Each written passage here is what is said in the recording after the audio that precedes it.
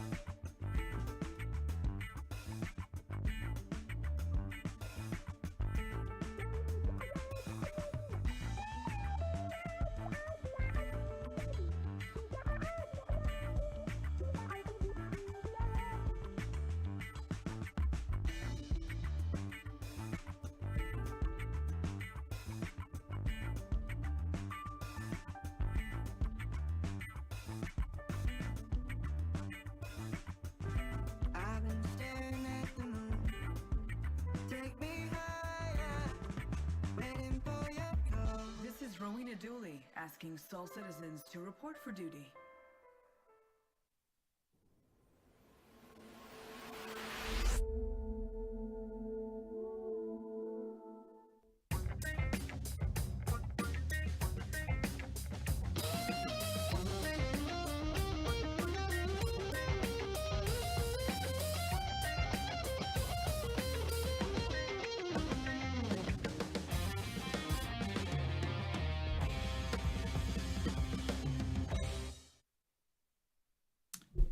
And greetings. Welcome back to Soul Voices. I am GriffinGamingRPG. Starting a few minutes late today, but thank you guys for your patience. Really appreciate you all being here today. Very excited to be here as we are just 1 week away from CitizenCon. Next week, today, we will be in Los Angeles, California, here in the States, attending CitizenCon 2953. And we have been just anticipating this for a long time, looking forward to it, looking forward to getting to meet and see so many of you who we will get an opportunity to meet in person, those of you who've supported, who've watched, who've commented, who viewed, and we are really looking forward to it. So yeah, we would love to see you guys next week. So definitely make sure you search us out. I think there are about 6 or 7 of us going, if I'm remembering. Let's see who's going to be going. It's myself. Fast Cart's going to be there. Big Black Gaming will be there. Go Mob will be there. Let's see, Geo will be there. And last but not, Abdi Johan will be there. And last but not least, the one that we have embraced and taken care of, and one of our newest members, she's the second to the newest now, Yo-Yo Meg's going to be there. So we are going to be hanging out. We do have a table. Soul Citizens was given the honor of having one of the 20 community tables that are going to be there, 20 community booths. And, I think, let me see if I can do this very quickly. Oh my God, I'm so bright on the screen. My lights are way too high. Let me see if I can. I know I can. I just have to figure out how to do this real quickly. Let's see. I'll show it at the end of the show because it's going to take me a minute to do it, but I'm going to show you guys where we're at there. If you look at the map that they put together for the community to know what's in LA, they have a thing there showing where everybody's at. I think it's in the com link. Oh, where is it? Is it close by, or do I have to really look for it? Okay, I'll have to look for it. I'll get it in a minute and send it to you guys. But we are right at a very cool place. We're right at the exit and entrance for going to the theater. So we're really excited about that because that means people get to come by and say hi. So you can't say, hey, we didn't see you guys. We don't know where you guys are. So hopefully you guys will be able to do that. Yeah, that's what I want to say right now. Thank you guys for that. Also want to reiterate the fact that we are still in we are in our final week for our fundraising for St. Jude Children's Hospital. You guys have done just an outstanding job with helping us raise $6,029 As you guys know, many of you know, our goal is to reach $10,000, and that is what we're shooting for. We are definitely anticipating that we're going to raise more money. Whether we make the 10 grand or not doesn't make a difference. It does in the sense of it'd be great, but the fact that you've given so much already means so much to so many people, and we are so happy for this community and what you guys have done. So we are going to be doing a hard push over the next week. You'll only get to see us today, and you'll get to see us tomorrow, and then after that, you won't see us again till 2 weeks later, because we're going to be gone. But we are going to shoot some video. We are going to try and do some live streaming while we're there at CitizenCon. So if we can, we're going to try and get on and do a little bit of pushing next weekend on Saturday and Sunday, because next Sunday is the last day that we're asking for monies or donations for St. Jude Children's Hospital. So if you have it and you have it to give, we really appreciate it. We know that everybody's working toward either going to this trip or saving money. It's been a year-long event of waiting for CitizenCon, so we completely understand that. But we also know that many of you have the ability to give more and do more. So if you would like to do that, the link is there in the chat. Feel free to check out the page. We'll show a little promo a little bit later about St. Jude as well. But once again, thank you guys so much for everything that you've done. And to keep telling folks, we can make $7,000. I know we can make $7,000. You guys did like $2,000, almost $3,000 when we did our 12-hour live stream. So I know we can reach that $1,000 mark if we really put our hearts and heads to it. Okay, so let's talk a little bit about today and today's show. Today's show is entitled The F8C Lightning Strikes. And as you guys know, the F8 was released to the community on on Star Citizen's birthday, CIG's birthday, which was October 10th. And there has been interesting conversations about it. And hopefully today we'll get a chance to hear your thoughts and ideas about CIG deciding to release the ship. But I'm going to show you a video that might make you think a little differently about the whole thing. And so hopefully we'll have a good, healthy conversation about that. But in the meantime, our conversations have been leading up to, CitizenCon and the development of the project and where everybody is. So we're going to pick up with that same theme today of basically, where are people's heads? Where are their minds? What are they thinking about when it comes to Star Citizen and its current state of development? So let's go ahead and get ready to jump into it. Let me change the channels here to go there. And as you guys know, as always, we try to pull our information from Spectrum and Reddit. Today, I think everything's from Spectrum, and then I've got two things that are videos from YouTube. It's to kind of hear the heartbeat in the head and the pulse of the community. That's where we pull our sources from. So I'm going to open us up with a nice, easy one and get your guys' thoughts on this one. This one's called A Big Reason Why a Lot of Folks Don't Put Their Gowns Back in Their Bed. Now, I know we've talked about gowns and stuff before in the past, so I thought this was interesting that someone says that there's a reason why people maybe don't do it. And this is what they said. This is from Bruden. Bruden says, I've seen a lot of conversation around just putting the gown back into the med bed. Something to chew on. Keep in mind, I did actually get lucky here 3 times to actually, is actually, I don't know what that was supposed to say because I copied and pasted this, so I have no idea. For it to, 3 actually times for it to finally stick, I guess. Oh, they had to push P or whatever it is to get stick. Anyway, I did something similar the other day and it didn't get in the locker until after 7 tries. Cheers. Laughing my A off. After recording this video, I went back into the game and sure enough, I'm wearing it again. Yeah, I'm going to just throw it on the ground now.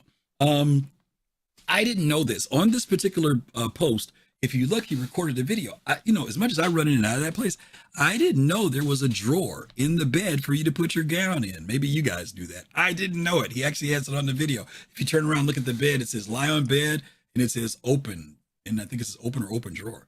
And when you do that, an inventory window pops up and you can put your gown away. And so what was interesting about this post, and I need you guys to kind of follow along with me on this one, because there were some other statements in relation to this whole thing with gowns. And this is really what the subject is. It's not really about the gown, but it is about the game mechanic itself. So if you guys can look, and unfortunately there's too many comments, so I can't show you all the comments that are there, but I will read to you some of the things that people had to say. Okay, so here's what they said. First one was, I don't put my gown in the bed or local inventory because, frankly, it shouldn't be an effing gameplay anyway. It should be like underwear. You have it on when you wake up, then you equip his suit, and then away with your regular underwear if you have an undersuit off again in the future. Why does it have to be a physical clothing item if they're going to remove it anyway to put on gear? Okay. Someone else says, for me, it's the most unnecessary item in the game. Not only totally useless, but it also litters the area with the hospitals with these boxes on the ground, as if throwing away bottles don't make it enough waste. Please, people, dispose of your trash properly where it belongs. Okay. Someone else says, yes, this is such a useless thing.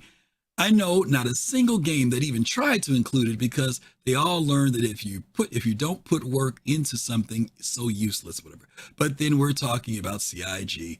They over engineer everything. Then this one person says, I like it physical. There should be a reason, a motivation to return it back to the hospital. Magical disappearances would be boring and a solution would just be a shortcut. Then someone says, no, it's a game. And we really don't need more tediousness. Then someone has says, this is the very first post here. What? You don't like all the time sink in this game? The elevator rides, the tram rides, all the stuff you need to do before you actually go do something? Poor developers putting so much time and effort into all this to please us when we are play testing this alpha. Seriously, your attitude toward the project is lacking. All right, and I could go on and on and on and on and on. But for right now, I'm going to stop there. And you guys can browse through these comments and see what people have to say. But right now, I'd like to hear what you have to say about this particular game mechanic or the bottles mechanic or whatever you could be. So let me bring in, I'm not sure who was there first. I know Kai was here. He popped out. So I'm going to go to Pops in space first. Pops, are you there? Yes, I am. How are you, my friend? All right, all right. Good. I don't know what he's complaining about. Okay. This is janitor gameplay coming in 5.0. It's just iteration number 1. That's all. Yeah. Okay, so you're saying when the janitor shows up that they could just throw it on the ground and then just let the janitor take care of it? Is that what you're saying?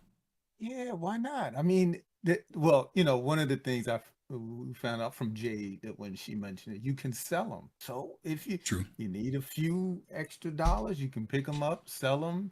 Well, and let's go your train of thought here. The next post after that makes a mention to that. They say make them worth 100 UEC and sellable at all pharmacy terminals. And then they say, oh, I see another gameplay opportunity that would fit right into CIG's usual mission design. But they said make them worth 100 UEC, sellable at any pharmacy. And then I'm just saying there's somebody who says give them a special permanent account reward for some fancy armor that once they get 1,000 of them turned in, right? I mean, do you think that needs to be the thing that? Because right now I think you only get 45 UEC for it. So you're saying, do you think this person's suggestion is maybe if they were worth 100 apiece, people might be willing to do that? Incentive? I don't know if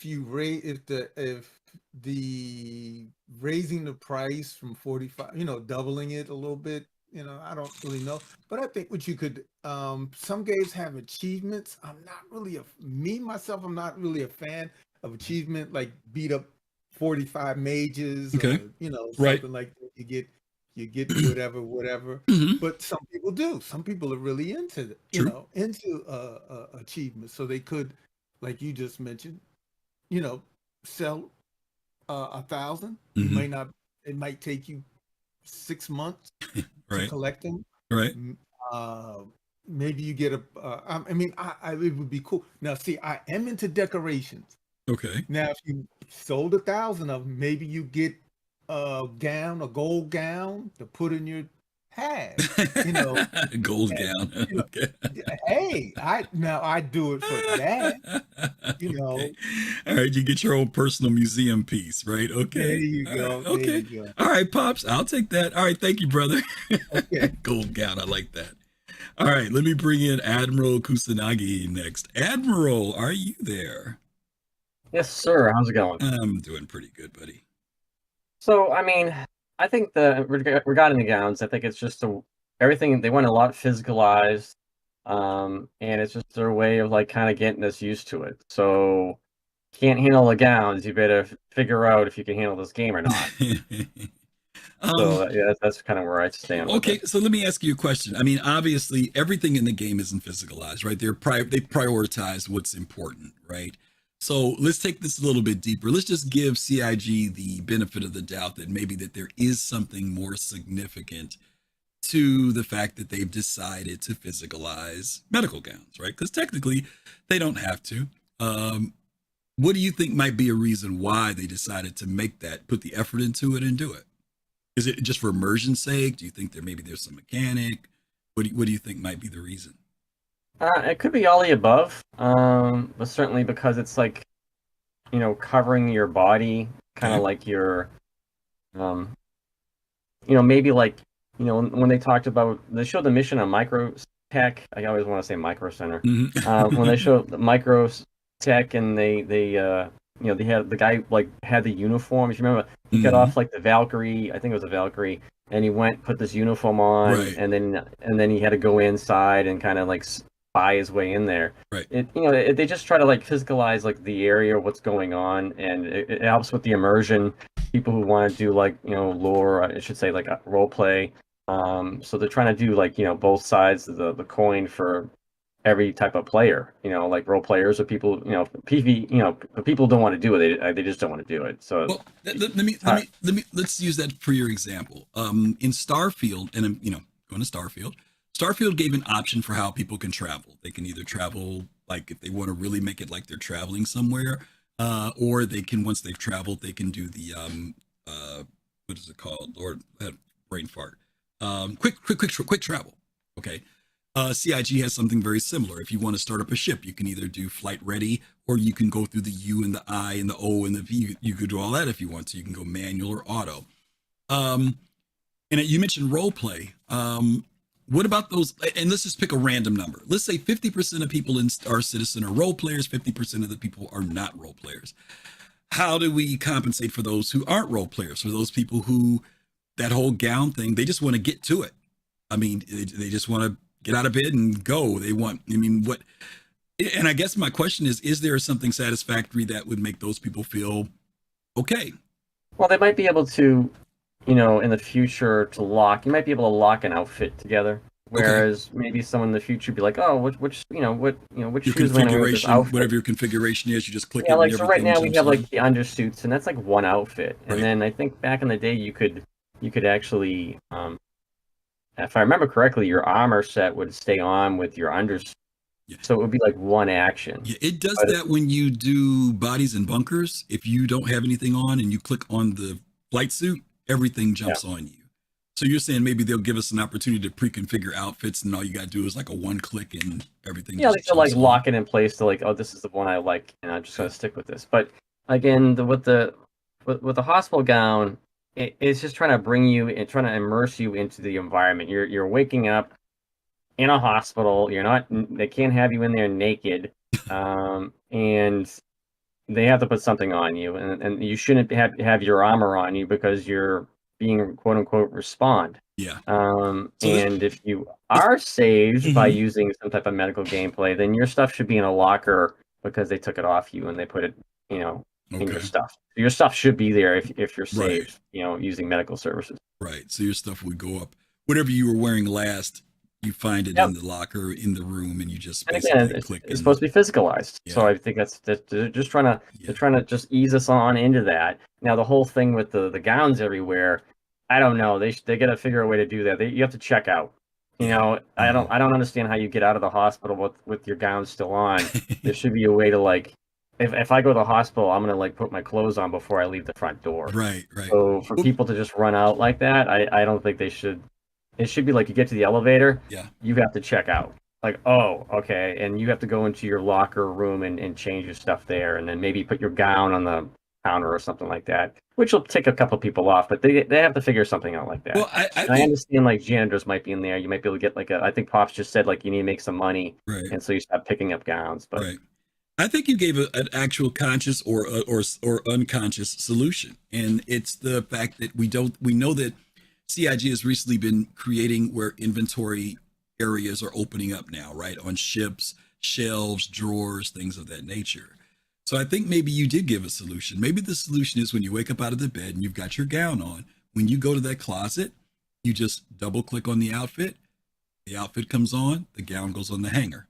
Boom, done deal, right? Yeah, that'd be the quickest way. So it doesn't break immersion because you don't want to wake up in the bed, like you said, with your armor on. And it cuts down the amount of steps that a person has to do, but it still allows for people who are, for example, doing medical gameplay, if they develop something that says that, let's say, for example, Admiral Kusanagi came in, he needed to have his arm, his new cyborg arm put on. I'm in there working on you. I'm not going to do it with you your armor on, but if you've got your gown on, we do it. You get up, you go to the closet, you click and switch just like that. And it's a done deal.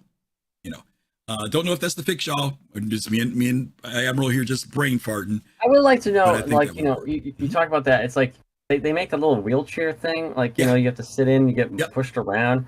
I have to wonder if, like, you wake up in a bed and then you're like, oh, hey, you have to go down to radiology right now because you have, like, appointment in 5 minutes. If they go that deep, who knows? Maybe. So, I mean, we don't know. That's, you mentioned good points, right? Because we don't know to what degree they're going to take medical gameplay. Like right now, we know that people can be brought in on their ship, even though a lot of players aren't doing this, but they could because the medical thing isn't fully implemented.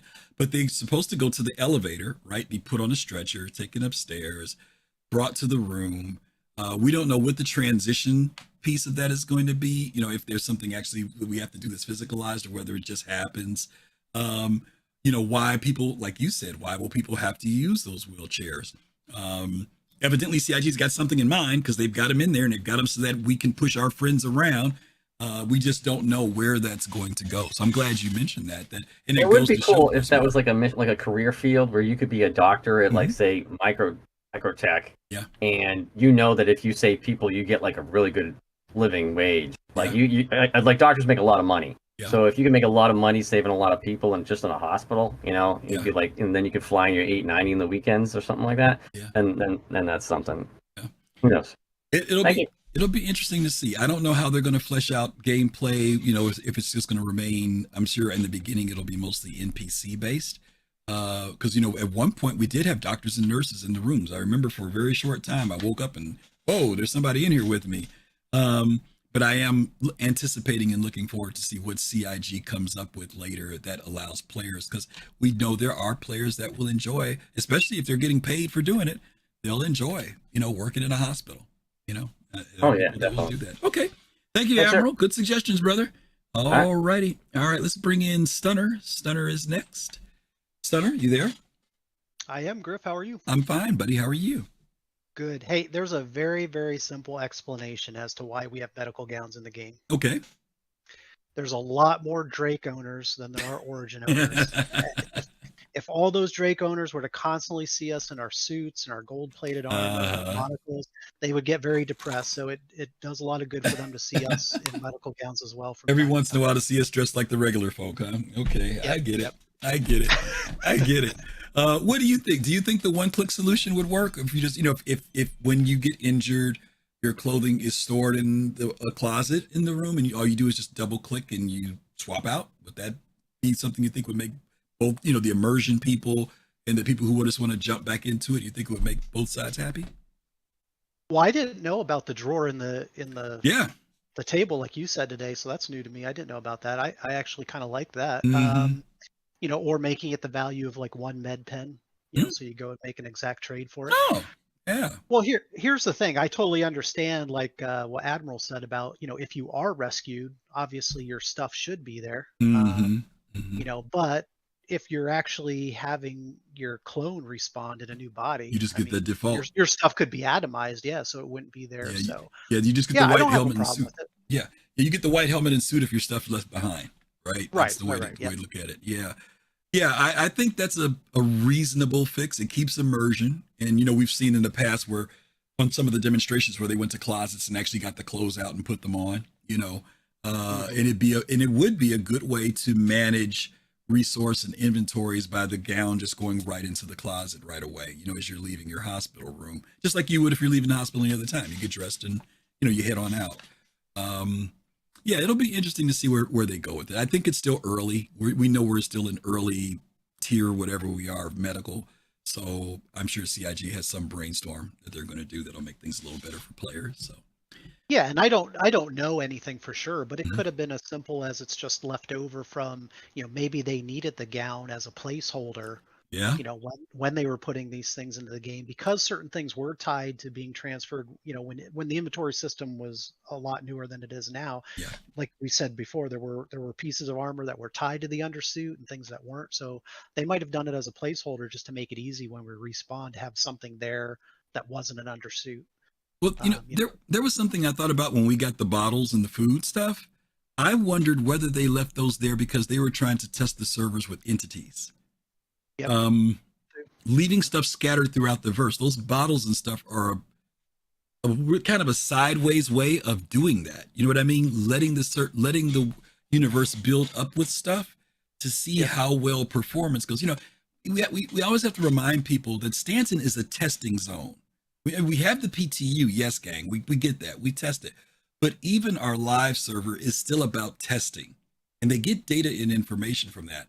So all those bottles that are scattered everywhere and all those boxes that are scattered everywhere, I personally believe that's a part of the testing. Having all these entities scattered every place talks about how does this performing, right? Because if everybody puts everything away, we don't know what the stressors are on the system. So yeah, to me, Fastcard is called a live test server. Yeah, it's not just a live server. So there may be some method behind the madness, is what I'm saying. You know what I mean? A lot of times people see all that and wonder, why I wish they could get rid of this stuff, just like the stuff that's floating in space with the Rex. You know what I mean? Yep. There's still this dynamic of saying, how does this game perform when you've got all this stuff floating around, when you've got all these Rex down at the bases and stuff? What's the impact of having all this stuff? And we have to do that in Stanton, before we start looking at going out to these other systems and having the same thing happen there. So I have to default to the fact that there are smarter people at CIG than me that are there.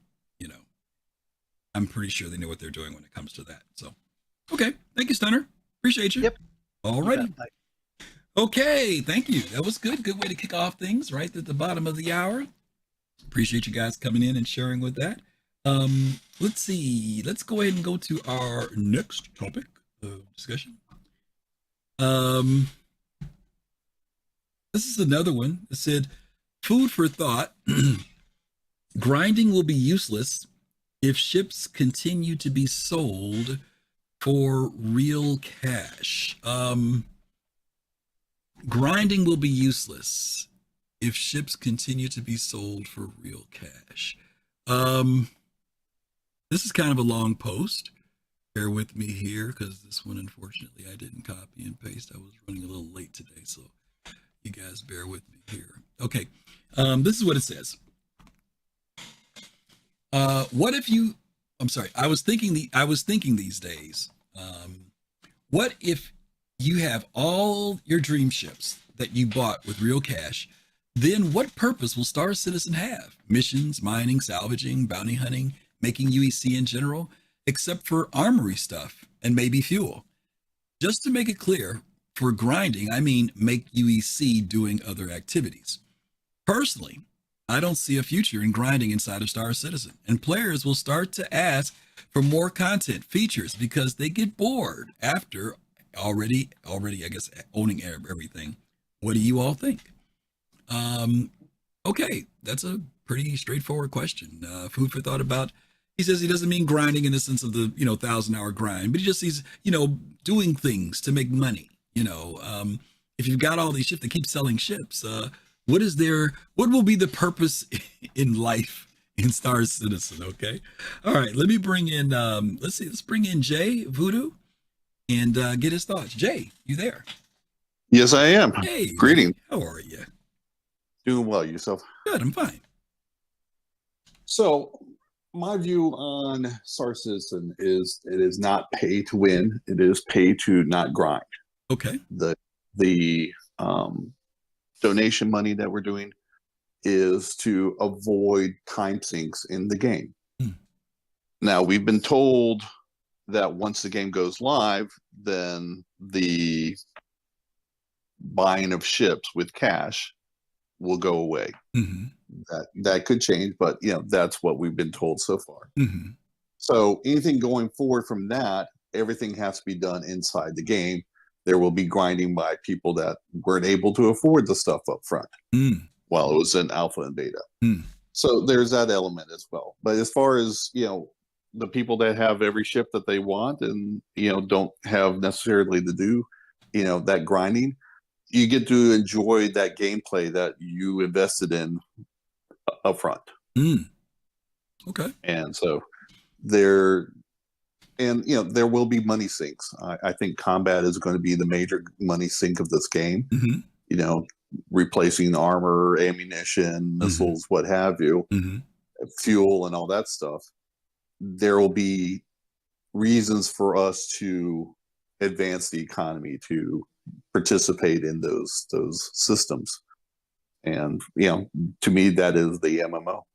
Okay, fair enough. I think those are good ways to look at it. Thank you. Appreciate that, Jay. Thank you. Good suggestions there. Let's bring in Kai's in. Kai is here. Hey, Kai. Hello. How are you, bud? I'm good. How are you? I'm doing good. You teased me. You said you wanted to talk about the F8 lighting at the top. I hopped into chat ready to go, and then you talk about gowns. And no, I said that was the one. I know. I'm theme. just playing. Okay. I'm just playing. Okay. But I'm telling you, I'm ready to talk about that lightning. Okay. So onto this one here. Okay.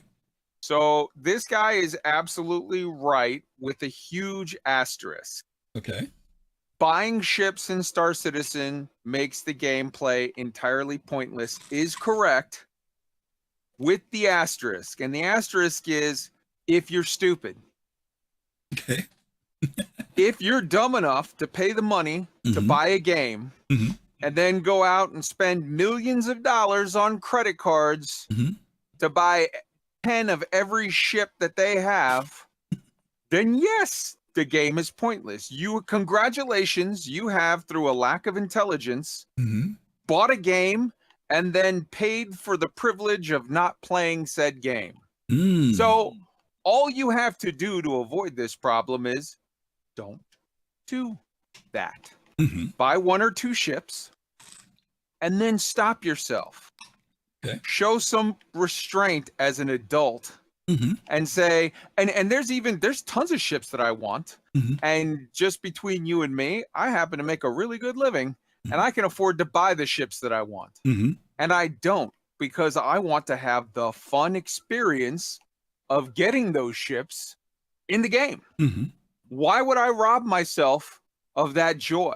Why would I rob myself of the ability? It's the same thing, and this is sad, but Star Citizen is not alone in this. World of Warcraft, Final Fantasy 14, they all have, hey, you could pay for a level boost. They have it, you could pay for a level boost here, you could pay for it. I love New World. It's the game I'm playing right now while I talk to you. In New World, they have a season pass where you can pay just a couple bucks and you get the season pass. Or if you want to pay an extra $50, you can get the season pass and skip all through to it. And my thing is this: why would I be dumb enough to say I love playing this game, I'm going to buy the pass, and then I'm going to pay for the privilege of not playing the game and skipping the pass? That's just dumb. As Swordsmith says in chat, with doing my Michael Jordan, stop. Get some help. Let me push back a little bit on the poster. The poster's post assumes that everybody's playing the game for the same reasons. And the overtone of his post is that this is about ships. I don't view Star Citizen as being about ships.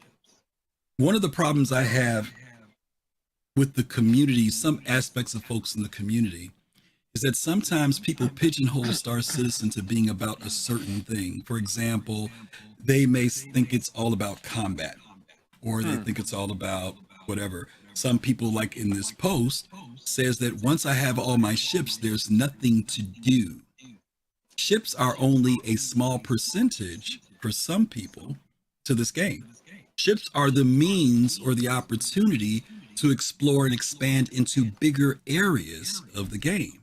So if your view of accomplishment or completion is getting all the ships, he's absolutely right.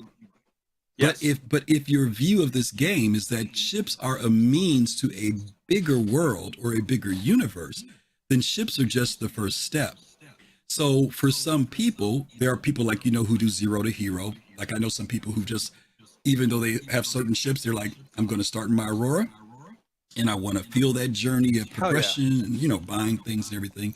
And I think that's that. Like with me, I have ships that are over a certain dollar amount because I personally at age 60 don't want to spend a lot of time grinding, but I do see a window between 0 and a certain dollar amount of ships that I'm more than happy to work toward. And I think that again, if you're buying ships to support which is always has to be, even though we all are human in emotion and, we like things, the grounding factor should be with this project, which you have stated as well, is that it's support for development. The ships are, now there are people who I will agree with you 100% who get caught up in the FOMO or caught up in the new shiny thing and they're buying, and they may not realize the detriment. But that also comes from a mentality in gamers now, which goes to what you were sharing about other games. The industry has made our brains about, I have to hurry up and get somewhere. I have to, you know what I mean? I got to, if they offer us some extra $50 to get in 5 days earlier, or if they gives us this shiny thing, we've gotten conditioned over the last decade or so, because it's really happened over like 10, 15 years, where these publishers are offering you all this stuff and you feel like you have to do this in order to finish the game. The idea of spending, if we do spend hundreds of hours or thousands of hours in a game, it's usually because there's something about it that really grabs us. But there's so many players who are just worried about saying, I got there first, or I finished first, and they miss the work. I got frustrated with people playing Starfield telling me they finished it off in like this record amount of time. And I haven't even played Starfield. My attitude is like, they spent 7 years to do that and you rushed through it? You didn't try to find all the nooks and crannies and corners and what are the cool things, but you felt the need that you had to hurry up and get to the end for some reason? But that's come from the way the industry has treated gamers. So partially, I'm going to push back on you. Okay. I agree with you in your sentiment on how you want to play the game, and that's exactly how I want to play the game. Mm-hmm. I'm going to push back on you though and say that's not up to you to decide how this guy wants to play the game. He can do it however he wants. So if there's no pushback, there's no reason to push back. I just said he was doing that. I know. I'm saying, if for him this is all about the ships, like each customer decides for themselves what the project is, right? And they absolutely get to, like, that's their right. They paid their money. They get to use it or abuse it how they see fit. Right. But my response to that guy is, if to you the game is just about acquisition of resources, if you're just the Ferengi approach, then have some self-restraint and don't do it. Right. And buy yourself an Aurora and enjoy the game of using the rules of acquisition to acquire your empire. Right. Do that. If that's you, then do you, boo. Right. But you don't have to.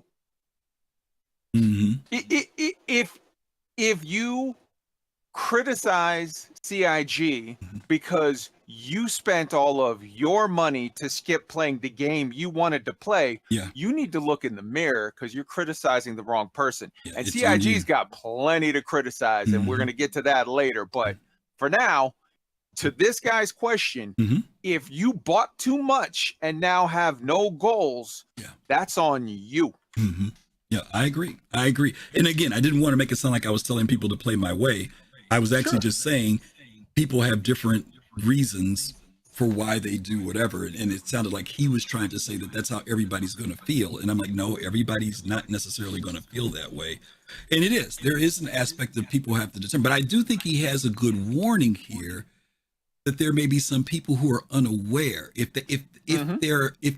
their unconscious attitude about the game is like, for example, let's say their unconscious thing about the game is, I got to get a Carrack, right? And then they start realizing unconsciously that they went from their Avenger, and because there was a great opportunity to CCU to the Constellation, and the Constellation was good enough because I want the Aquila, and you know what? I can also finally move up and get, you know what I mean? And before you know it, even before things are released, they're at the Carrack. So now if that's the only thing that they were aspiring toward, they're going to feel pretty empty. Yeah. if they don't see the game as broader than ships, And but I see this post, I see this entire line of reasoning, this entire line of thought as emblematic and symptomatic of our complete freedom, zero consequences mindset in the Western world today of, I can't form a real relationship. Dude, stop watching porn. I'm fat. Dude, stop going to McDonald's. I have no money. Dude, get off your ass and get a job. Like, everybody wants to blame everybody. And like I said, I got plenty of shade to throw at CIG this week.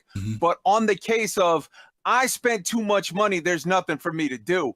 Well, you're the idiot who did that then. Yep, it's on them. It's personal responsibility. I agree 100%. Well, the Love room, you, brother. the queue was empty, but now I got 3 folks. I'm going to let you run. Thanks, Guy. All right, let me see. I don't know who came in first. I think it was Admiral. Let me bring in Admiral Kusanagi. Admiral, you there? Hey, guys. I wasn't the first person in, but I couldn't tell. I just looked up and saw 3 people in here, so I'm sorry. Go ahead. Oh, no problem. So my take on when looking at ships has always been, what are they going to do? That's the way I've always kind of looked at purchasing ships. You really can't. It's hard because people are like, oh wow, like medical gameplay looks great. I'm gonna do the Apollo and this looks great. I'm gonna do that. It's like no, you're not, because the amount of stuff they're making everything so in depth. But it's hard because we have this much time to kind of try everything out. And I know there are plenty of people out there who want to have every ship in the game just because, and they want every paint they can get because I don't know why, but it's just like that again, like that completionist thing of getting it. But I don't know if SIG is out here for 10 or 15 years or 20 years. I mean, look how old Eve is and WoW. I mean, if your goal is to get every stupid axe in WoW, then have at it. But I don't know what the hell else you're doing in your life. Yeah. I was kind of going down that path a little bit when I was talking to Kai about the desire. Oh man, I would love to see. I'm sure there's somebody who's written a paper on the economics and the psychology of video games for players. What is it that drives us to do some of the things we do?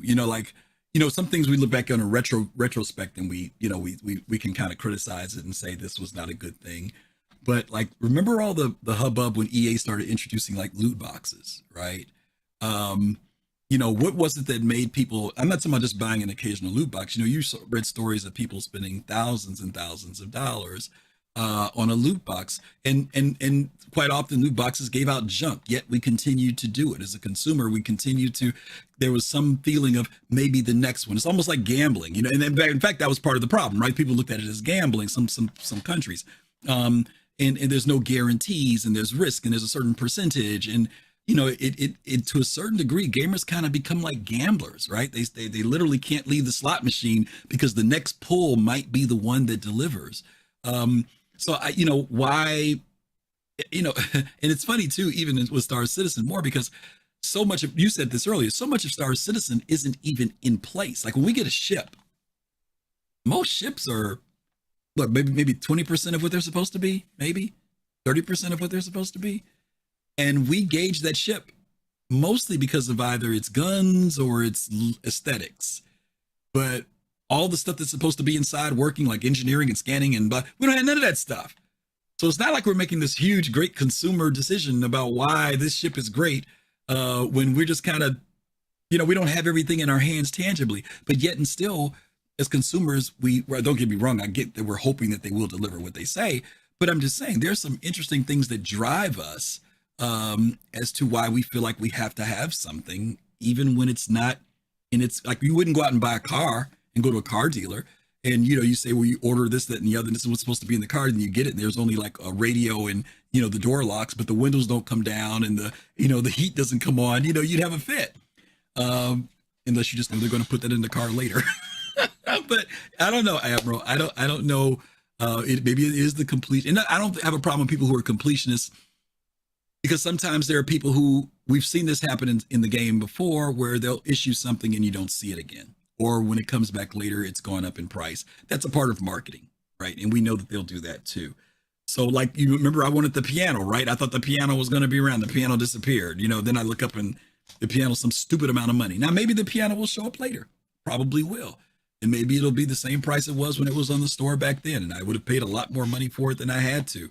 But there was something that made me want to have that piano to complete my Phoenix, Okay, but we've already talked about like, oh, well, this is supposed to be in the game. And, we're going to get to the F8, how it was supposed to be exclusive, and now everybody can buy it. So why can't you just go buy it with C for like 10,000 UEC? Like, why is, like, are you telling me that the piano is LTI? I'm like, or it needs to be LTI? No, I'm not saying that. The piano will show up. It will show up again. It just was an incentive to do at that time to raise money. But again, it's that rationale, but like, oh my God, I got to get the piano because this, and I should have went back and I should have. If I had the opportunity to go back in time, I would get the piano for sure and spend the $5 or $10 it cost it's supposed to be in the game. Well, so again, that's why I said I was driven by something that made me feel like, first of all, even if I had the piano now, it wouldn't work. So even having it, you see what I'm saying? Yeah, the exclusivity aspect of it. It's not even exclusive. I just wanted the piano in my thing. You know what I'm saying? No, it's going to come out later. It's going to come out. I'm just saying. It's going to come out in different color, and you're going to be pissed off that you can't get the one that came out originally. No, I won't. No, I'm not that shallow. I'm shallow, but not that shallow. I'm just saying. It's going to come out with a paint job that says, sorry, Griff, and that's going to be the only one available. No, the piano resonated me when I saw it. I wanted it then. And I said, this is what happened. When it went on sale, I figured it was going to remain in the store. So I didn't buy it at that moment because I said, it'll be in the store. And it was one of those rare items that disappeared from the store. And that was what I was like, oh, dog it, I missed getting. Just like the people with the land claim. You know what I mean? People missed the land claim the first time around. So people were like, man, if I could go back in time, I would have bought it. It's the same thing for me with the piano. That's what I mean. It's kind of similar to that. But again, having the piano right now, I've got it. Can I put it in my Phoenix? No. I'll say the electro paint, because I bought the electro paint and I bought a few of them actually. Right. And then they pulled it off they pulled it right out. And I'm like, oh man. And people don't even know what the hell that is. Yeah. So yeah, people can look it up in chat. Okay. All right, Admiral. Thanks, buddy. All right. Let me bring in Fist to Face. Next, Fist, you there? I think he's here. Hello. Okay, if not, we'll bring him back. I'll bring in Pops in space then. Pops, are you there? Yeah, yes I am. Pops is here, okay. Yeah, all I can do is explain my reasoning why I bought ships. Mm-hmm. And I didn't buy ships because I thought I would be the only person. Well, let me ask you a question. Before you answer why you bought ships, this question wasn't about people buying ships. It was about people buying all their ships. Well, not all the ships you have. His thing was, if you have all your dream ships, would you no longer have something to work for? So there's nothing wrong with you buying ships. I want to make that clear. I want you to feel bad about buying ships if you were supporting the project. But go ahead. Yeah. Would I, is there something for me to read for? And I'm going to give an example. Mm-hmm. Carrick. Mm-hmm. Carrick, that's my dream ship. Okay. The dream is using the ship for me. Okay. Going in and using it for the purpose. Right. The ships that both me and my son have, because that's what we do. He'll buy, and then I'll buy something else that may complement each other. It's about using the ship. And it's also about the more important thing to me. This game has created for me something that no other game has created, and that's the social aspect of the game, the hopes, and the people that I've met, the relationships that I have formed. These things are more important. Those things are just really a part of the ship. That we have going out, laughing, having a great time. Those are the activities that are going to go on in the ship, fighting battles. Right. So to me, that's the whole purpose. And so your buck doesn't stop with buying the ship. You see way beyond just buying a ship. Okay. Yeah. That's fair. Yep. That makes sense, Pops. Makes sense. Yeah. All right, buddy. Thank you very much. Okay. All righty. The Carrick. As I say, the Carrick is love. Let me see if Fist to Face is back yet. Fist, are you there? Hey, how are you? There he is. Sorry about that. It's okay. I had to figure out some more audio. Sure. But my thing is this. Okay. So when I try to word this very, I think the statement was very immature, Okay. and I mean it in the sense that, like you said earlier, that he didn't think about the whole aspect of the game. Okay. And like you said, one part of the game is just buying ships or having a ship. Mm-hmm. And just like I thought from coming from other games and seeing, Star Citizen where, it was like at that time the Legatus package was 10,000. 25. So, well, it's 25 now. It was always 25. You It think was 25. Yeah, Legatus. Oh, was, what? Yeah, it was Okay. always, Legatus was always 25. Yeah, it was high. Okay. So, from coming from somebody who played in the games where it's been paid away and seeing that where you're like, oh my God, okay, well, I spend 25 grand, I get everything in the game, I'm going to run a game. Mm-hmm. And until I saw a video that explained the game Mm-hmm. and showed me, well, yeah, you could have a Javelin, but if you have no crew to run it, it's a flying paperweight. Yeah. So, to his point and statement, I kind of think it was a very premature statement. Well, look at it this way. It came out of a frustration. Well, let's say his dream ship wasn't something like a Idris or a Carrack or a Javelin. Let's say that his dream ship just happened to be something like, something single seat, right? Something that you could fly by yourself, right? Like let's say it's a Connie, right? Because you can pretty much manage a Connie, on your own. And it's not about the amount of ships. I think he's just emphasizing if you're looking at certain ships and you want to get them and you've knocked those out, and that's like, that's what you consider like, these are my dream ships. You're not going to have anything to do later. You've done it. Like, and he says, other than fuel, and see, that's the interesting part. He sees it as, it's kind of interesting. He outlines several things, right? He says fuel, salvaging. That he sees that he sees the game mechanics of missions, mining, salvaging, and bounty hunting as the means to ships, versus the other way around, ships being the means of doing those things. And right, and that's why I'm so whether you have so whether you have the starter ship to do it or your dream ship to do it, you're always going to be doing it.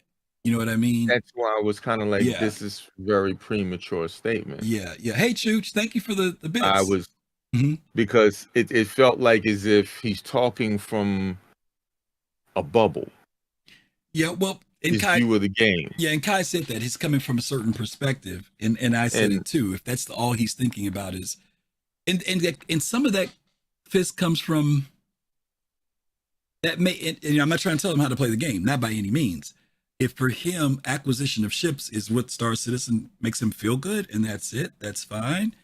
But I can kind of see why he may feel that way, because that sentiment does permeate, you know what I mean? Like in the community, like what's the next ship, and upgrades and CCUs. It's kind of like a subconscious thing of you're always evolving up to something else, right?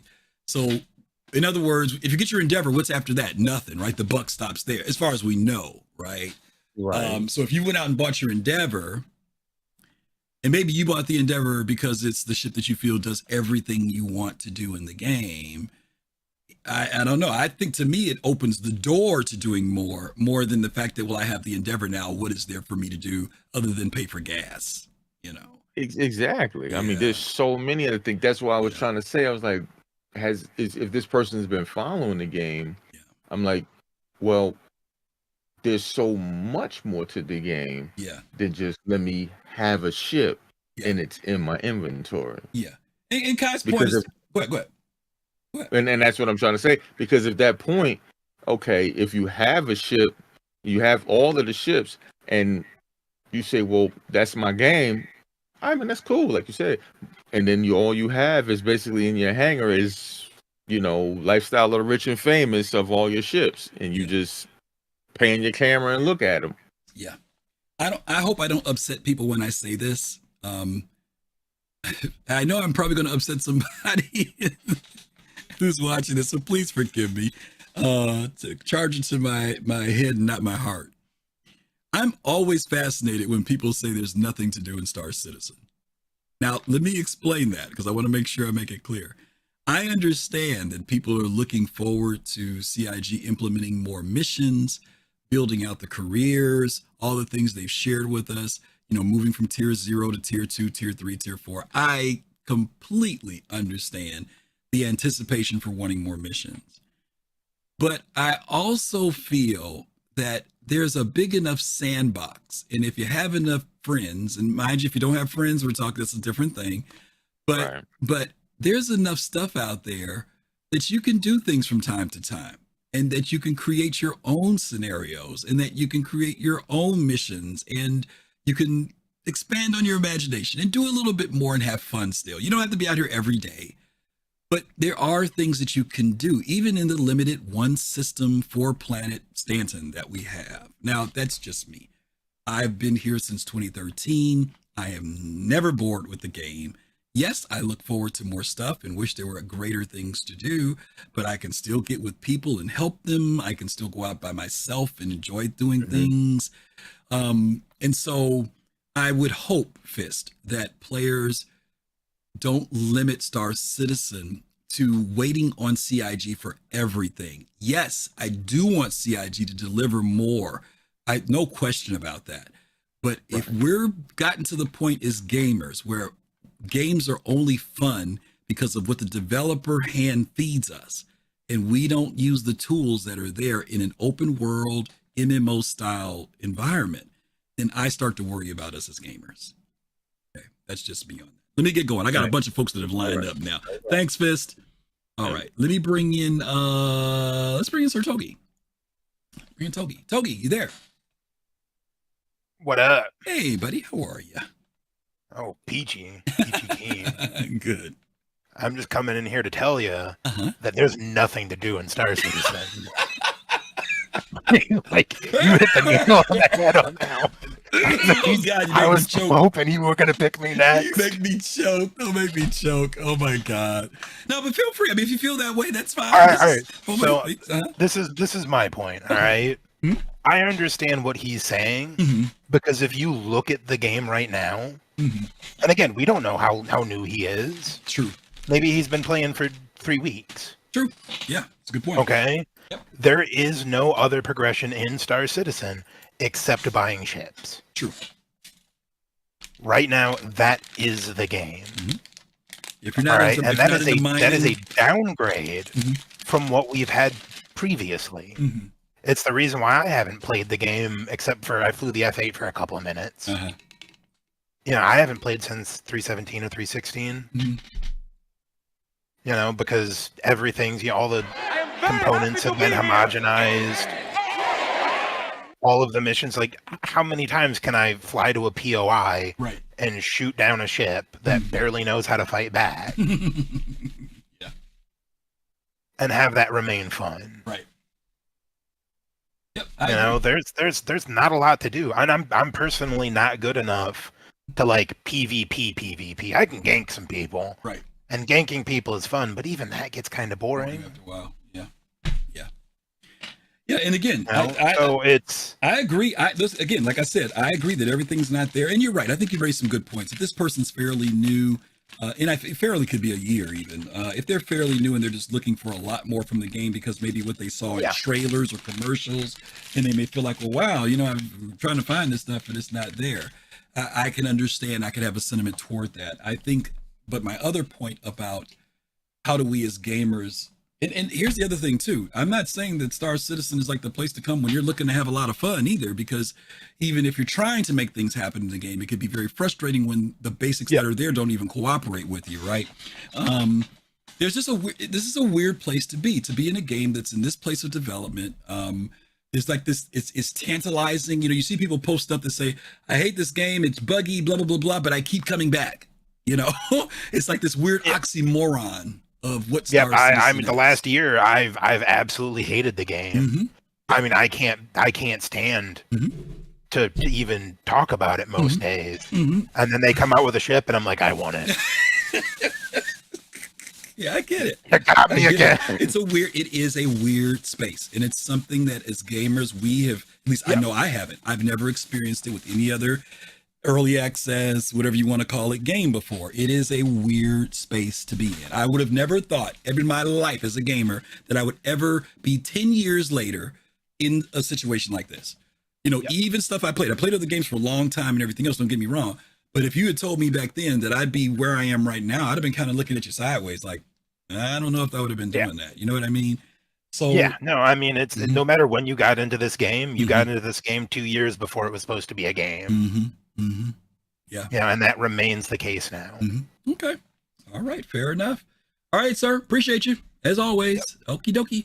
Let me bring in North End. I think North End was here before Stunner. North End, you there? Yes, sir. How are you, buddy? Doing good. Good.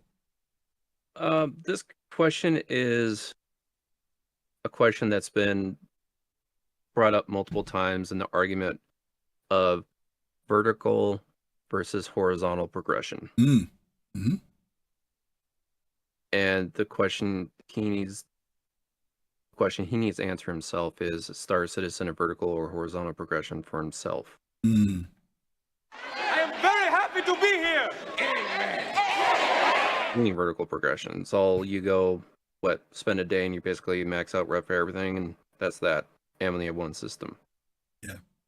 For me personally, buying ships, it's not, Star Citizen is such a unique game where it's not like you just go buy a weapon, you go use that weapon, and it's like now you get the best weapon, or you have a special type of weapon.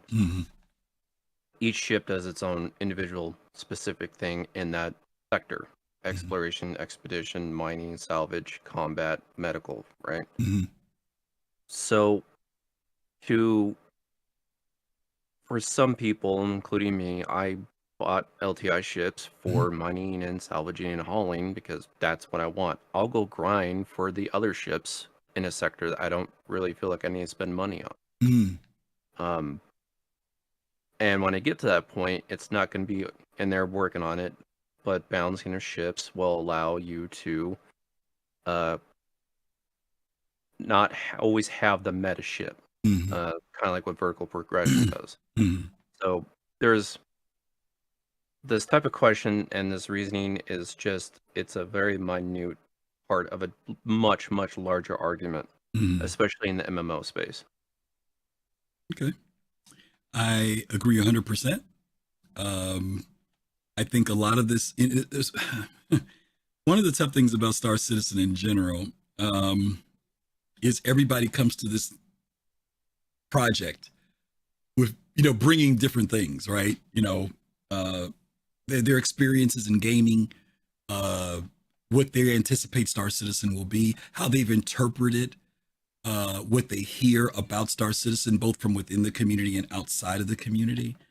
And I think one of the reasons why I like doing this show in particular is so that we can kind of all have this conversation where we can talk about the fact and also kind of help people to understand better about why this development is the way it is, why certain, and that sometimes that their aggravations and sentiments are very much that of other people who feel the same way. But also times when we can counter that and say, well, you might be feeling this way because of this, that, and the other, or the way you're looking at it. I'm not sure. Someone just posted in chat that this person has been in the game for a while, so they're not new to the game. And maybe that person over the years, this revelation is starting to feel that way for them because they've acquired so much stuff now. And now they're starting to say, well, man, if they keep selling ships or if I keep buying ships, I'm not going to have anything to do. I just hope, North End, that they see the game as bigger than ship purchasing, Yeah. And it goes exactly what's being said, that when you're buying a ship, that ship's not all ships do one thing, right? Right. Every ship's going to be specialized in its own pocket type. And I if he's been part of this project for that long, something tells me he's lost that perspective.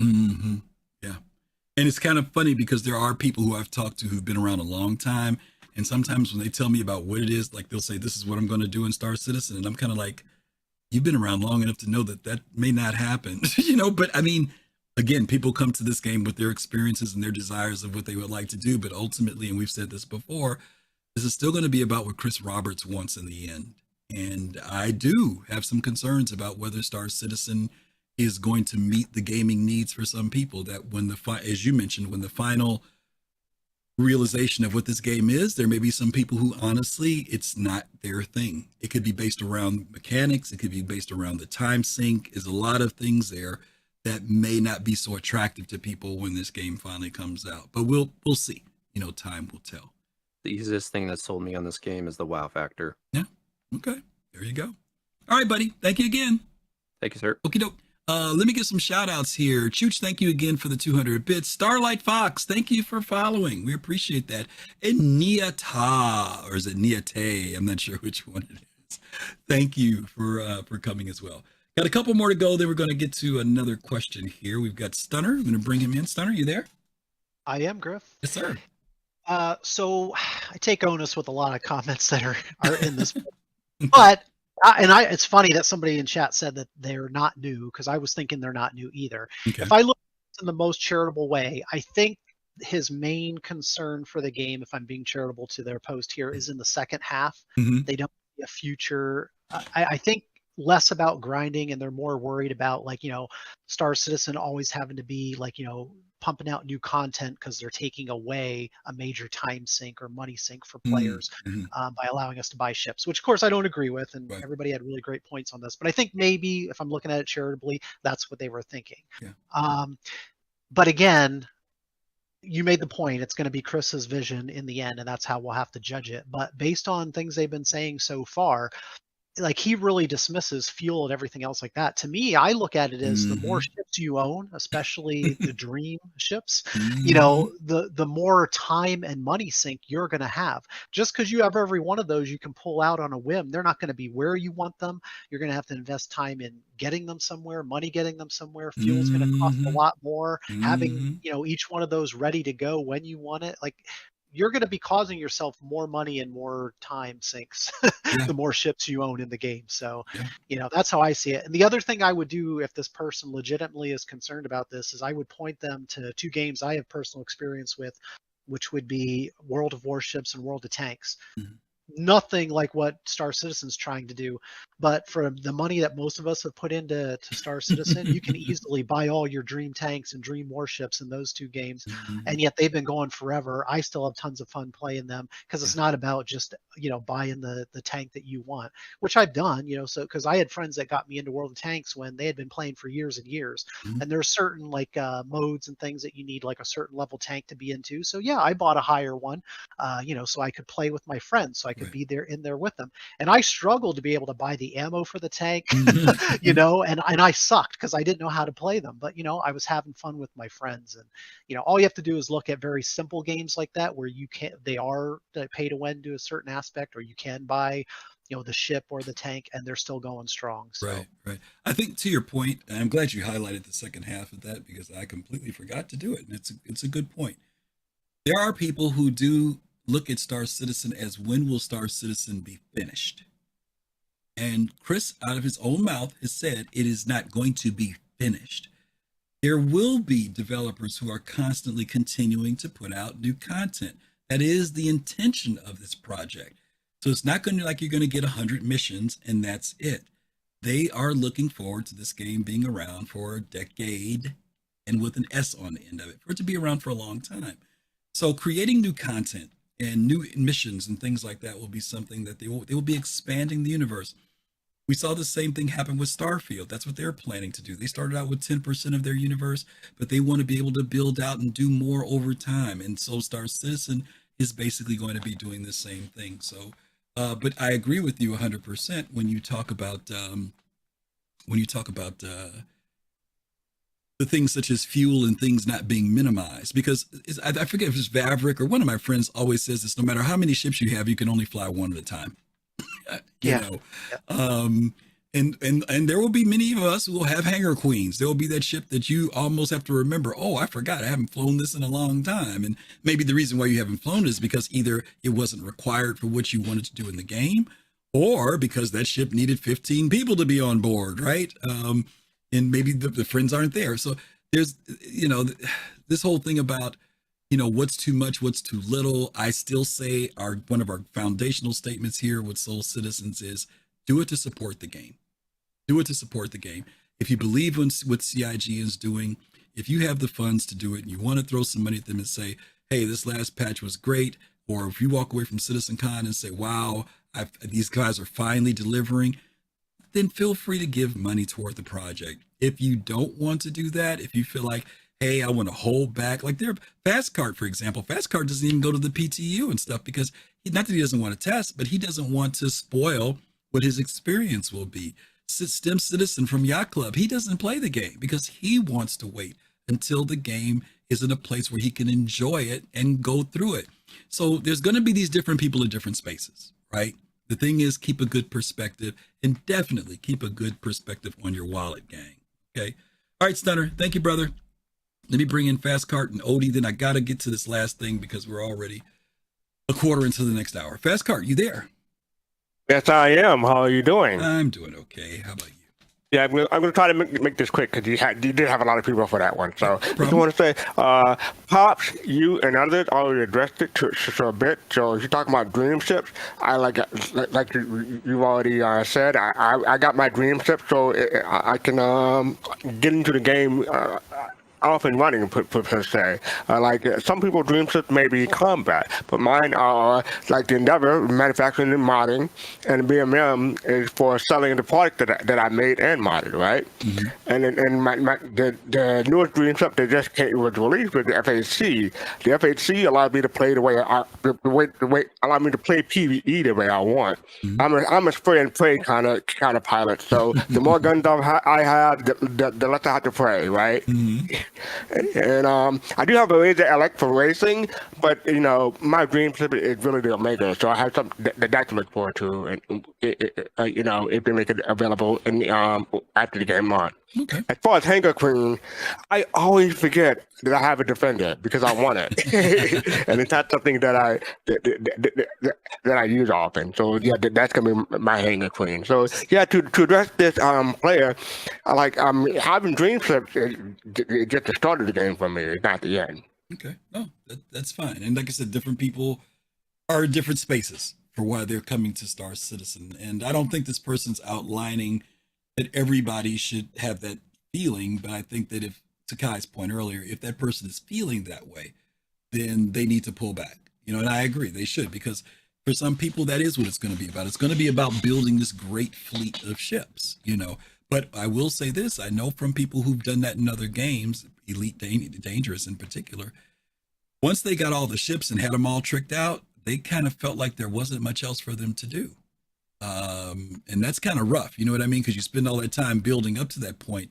And I don't see that being a problem here, because even if you deck this step out, the component, the modules can wear out. You have to replace them. Well, so there's always going to be that upkeep. Again, that's here. Like you said, again, I'm just saying that has happened in other games where people did all the ship acquisition and then got there and it was like, because that was really the driver, you know what I mean? Being able to get ships. Now, there's still other drivers in ED. There's still people who do find things to do in ED, who enjoy the exploration, who do enjoy going out and doing things, and that's fine. But there are certain players who I've talked to who said that they maxed out, and part of the maxed out for them was the grind, the level of grind that they had to do to get to that level burned them out just as much too. So grind has to be balanced. It has to be, we can get to a whole story about grinding and fetch missions and all that other stuff. How do you create a world where people are doing things where they feel like it's a part of life, not a part of acquisition? I like when we're balancing things that way, when it has some type of world impact. But it takes a lot to do that. It takes time to do that. The easier road is just to do fetch missions, right? You're just doing it just for the sake of being able to move to the next level. Hopefully Star Citizen will balance it out where that is not a factor for them. So hopefully. All right, buddy. Thank you much. All right, take care. All right, last one in. I think we got ODZ here, and then we're going to get to our next question. Odie, you there? Yes, I'm here. How's it going, how are you, man? I'm okay. As usual, I keep missing the start of the show. That's okay. Okay, from this question, I'm thinking that the crux of this is actually not even about ships. Okay. It's actually a failure of imagination. Okay. Okay. And by that I mean, even the premise of the question seems to be like, he wants the game to give him a reason to keep playing. But first of all, even if you have all the ships, you don't have to use all the ships. You can literally reacquire every single ship that you bought with money, with in-game currency. I mean, people do what is it, Zero to Hero. You know, I'm gonna go for the murder hobo route. You know, whatever you want to do in the game, you can do. The game just gives you the tools in which you can basically enact your own fun within the game, right? And I think that's the thing that people don't get. You know, all other games, at least MMOs, tend to be theme parks, right? Which means you get a set amount of content from the devs, and then you process through that content. Right. Star Citizen's trying to, it's like what, a sandbox with theme park elements, right? So some of the things will be curated by the devs, but then a whole bunch of the stuff is what you want to do. Right. And I think that people are failing to grasp that. I think there's a real disconnect, and that's probably going to be the biggest issue that a lot of people are going to face coming over to Star Citizen, is the fact that it is a sandbox, so you can create your own fun. A lot of people don't know how to do that. Like, they literally have a failure of imagination. They want to be shown what to do. Like, a lot of people don't even go through like trying to figure out how you want to play. You'd rather wait for somebody to create a guide, then you watch the video or read the guide, and then you just follow on with that. You never try to explore on your own because you think, well, I mean, why should I even bother? And is it going to be meta? All that stuff. So there's a lot of things that are compounding, and the fact that he's even looking at playing the game as grinding is crazy. Yeah. Let me. That's literally what he's saying, right? Yeah. Let me touch on some things you said, because before you came in, some of the things you said were things that I said, and I talked about the challenge of imagination. Let me ask a question. I don't know what your age is. I'll give you my age. I'm 60 years old. I've been gaming since I was 12 years old, so it's a long time. Now, the reason why I'm telling you that is this. My observation of gaming, not Star Citizen, but gaming in the industry over the years, is that when games first began, they were being done by people who were into computers and gaming. The business thing kind of grew out. Originally you had like consoles and stuff like the Atari and stuff like that, but the people who programmed the games were not only gamers, but they were people who were in computing, and they saw gaming as a form of entertainment. It wasn't the corporate side of it. They were surprised to find out how much money they could make from producing games. And so game companies like EA, for example, Electronic Arts' theme or its motto was by gamers for gamers. In fact, everybody who ran that company from the CEO down was a gamer. And so they became popular. And the thing you're talking about, imagination, was built into games. It literally, if you had a text adventure, the text adventure may something say, Odie, you entered the room. To the north, you see a door. To the right, you see a lamp, and to your left, you see this. To the north, south, and east, west, you saw something. Now you could just say, pick up the lamp. But then you could also use your imagination and say, what else is there other than the lamp? Now, those are two different types of gameplay.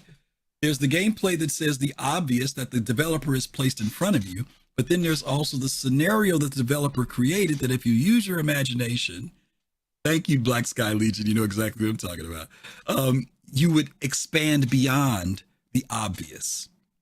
Now, that was the way games used to be all the time. But over the last 10 years to 15 years, my personal observation is that developer companies and publishers have shifted, and that they have now spent more time developing the content that is obvious and less time promoting the stuff that's not so obvious. A very good. I think it actually all started with World of Warcraft, because it popularized not only MMOs, but just gaming in general. Yeah. Right? Yeah. World of Warcraft literally brought so many people into gaming. Yes. And World of Warcraft is the ultimate thing. Yes. Yes, absolutely. Right? Absolutely. Absolutely. So my point is, I don't want to put don't get me wrong, I'm going to say this the right way. I'm not putting all the blame on gamers as much as I do worry about how much gamers have been conditioned not to expand their imagination. Exactly. Because the companies yeah. have made it so easy for them that, like you said, they're screaming for content. But in a sandbox world, don't get me wrong, there should be some content. There should be. But the question is, what else can we do? You know what I mean? What else can be like? I can talk about going down to Jumptown and locking it down, right? And that's kind of like the obvious thing to do, right? Or I can talk about maybe setting up a whole bunch of us that are flying right over Jumptown and nobody can fly in there and we could care less about what's going down in Jumptown. I mean, you know, I could think about things that aren't so obvious, or I could think about, well, while Jumptown's going down, let's go over and start stealing gold over at Microtech because we know everybody's at Jumptown. You know what I'm saying? Instead of everybody just running to Jumptown. There's a big world out there for us to play with. And even though CIG doesn't have everything in, and I'm willing to say that there's plenty of stuff that they said they want to put in careers that aren't there yet. But to your point, I think that we as players have got to be willing to step back and say, it's on us too. You know, it's on us too. You know, I have a very, very good example. Okay. So a lot of people are complaining that currently in Star Citizen, there's no exploration. Mm-hmm. And I'm like thinking to myself, like, how? There's no structured exploration, but there's still exploration. Because people were complaining, because I mean, this is something I heard when Starfield, you know, was supposedly, you know, there to kill Star Citizen or whatever. People were saying, okay, well, look, in Starfield, there's a lot of exploration, blah, blah, blah, blah, blah. There's none in Star Citizen. I'm like, why do you make that assumption? There may not be exploration that you may like to partake in, but that doesn't mean there's no exploration, period. Because they're saying, okay, why would I want to have a contiguous, you know, landmass that I can go through without any loading screens? I'm never going to want to circumnavigate. But I'm like, no, you personally may not want to do that. But there are many people who do that all the time. People who low fly. I mean, what are they getting for low flying? Is there a reward they get at the end of that? If I'm just going out and I just want to go spelunking or whatever, right? I'm not even going mining, because I mean, mining, obviously you want to do something, you get a resource and you can sell that. There's a game loop for that. But I'm just talking about just straight up traveling or circumnavigating the planet. What is the reward in that? Yeah. Nothing. Actually, you could say you waste, you know, credits because you have to, you know, pay for fuel, and if you end up having a scrape, you got to repair all that stuff. And that's what I'm saying. There's a severe failure of imagination because people think that unless there's a mission that says exploration in big bold letters, there's nothing to do. Yeah. Exactly. And I think that's the problem that a lot of people are having. You're coming from a game where everything is structured, where you have things like, you know, achievements, right? So, you know, okay, to get this achievement, I have to do X, Y, and Z. That doesn't exist right now. But that doesn't mean you still can't partake in some aspect of whatever it is that would have gotten you that achievement in another game. True. Well, again, people are bringing, and I said this earlier, people are bringing their experiences from what's been laid out to them. See, I remember when games were different. And there are a lot of players now who weren't around back then when games were. I mean, I'm not blaming them by any means. I'm just saying the industry has also kind of put out there, they've kind of established what expectations should be. And let's just hope, Odie, and I'm going to move on. Let's just hope that Star Citizen opens up that again so that players do begin to expand further and not feel locked down to just what you know, we're not just waiting on the latest content, but that we also play a little bit more, you know, with our own imagination. So thanks, brother. Okay. No problem. Okay. All right, guys. I know this is every time I bring this subject up, it's a subject that's near and dear to my heart, and I know it can be controversial. So, but I'm just sharing you my thoughts, you know, my opinions and where things are. Let me go ahead and get into this next topic here, because I know we got to spend some time here and I got to wrap up by a certain time today as usual. And that is going to be our next one. I'm going to show you guys a video. You guys know that we talked about the show today. The title of the show today was, what was the title of the show today? The title of the show was, I forgot, the F8, Lightning Strikes. That was it. The F8C, Lightning Strikes. And as you guys know, there's been passionate conversation about the releasing of the F8. Let me give some full disclosures, and I'm not bragging. I just want you to know why I might say some of the things I say. I do own a F8. I also did go out during the competition and or during the event, and I helped some people get gold tickets for theirs, even though I own I own both F8s. I own two F8s. and I did assist people who were interested in getting it. CIG did put in the competition in a way that I thought was interesting, even though I didn't necessarily like part of it. I liked the platinum side of it, where people were able to get a free F8 by doing something in the game that was, from my understanding, very difficult to do and competitive to do. I felt that the gold tickets were a little bit too proliferated throughout too easy to get. Let me say it that way. I was with my org, and I was in the room with about 15 people, and within an hour, like probably an hour, maybe 2 hours at the most, almost every person in there had a ticket, if not two. Some of them had 2 tickets. Some people had found 3. And it was supposed to be spread out over a 10-day period. Now, if that was a one-day event, maybe. But the fact that it was spread out over 10 days, to me, it should have been like, I got to be out here for about maybe 3 or 4 days before I finally find a ticket. That's the way I felt. Now, I don't run CIG. I just felt it needed to be a little bit more difficult. Now, some people will say, yeah, but then you still got to pay for it, right? They make it hard to look for it, then you got to pay for it.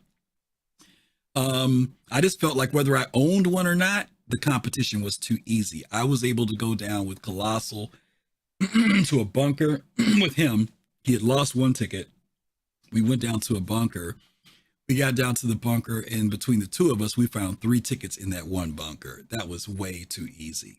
If we had found one, because how many options are in a bunker to find a ticket? There's at least 10 people you got to kill, maybe 8 guards. So that's 18. Each one has 3 different options of being able to get stuff off of them. So that's 3 times 18. That's 46, 48, whatever it is, 44. 44 opportunities to find something. Then there's loot boxes in there. Let's say you got 6 or 8 let's say 6 loot boxes. That gives you 44 plus 6. That's 50. That's 50 opportunities to find a ticket. We found 3. To me, the ratio should have been 1 out of 250. Not 3 out of 50. It should have been like 1 out of 250, 1 out of 200 options or chances that you could find a golden ticket. But that's just me. Now, let me say this too, before I get into this, because I know people are going to raise this as an issue.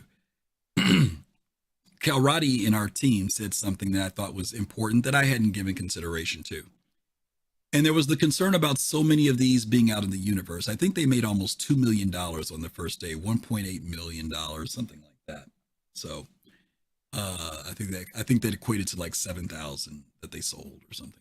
But anyway, there was something that Kalrati said, and Kalrati said that we don't know what the future is going to hold in relation to them bringing the F8 out again, whether it will just be you can only get it after Squadron comes out now, or whether they'll sell it again later. But for now, only the people who are participating in this particular time of the development are getting this opportunity. For now, as far as we know. And that is a small percentage of the people who are going to come into this game after Squadron comes out. When Squadron comes out, our numbers are going to expand dramatically. And those people will not have been here right now. So they didn't get the opportunity to get the F8. So it's still a smaller amount of people that may have one.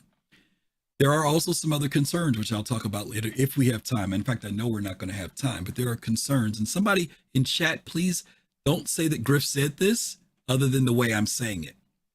I saw a video yesterday that said that the F8 has been nerfed in the PTU. And if anybody can confirm that in chat, please let me know.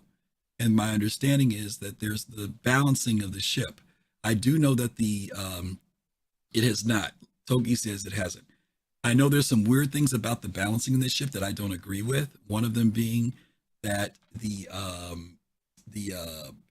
shields are class 1 shields. There are 2 of them.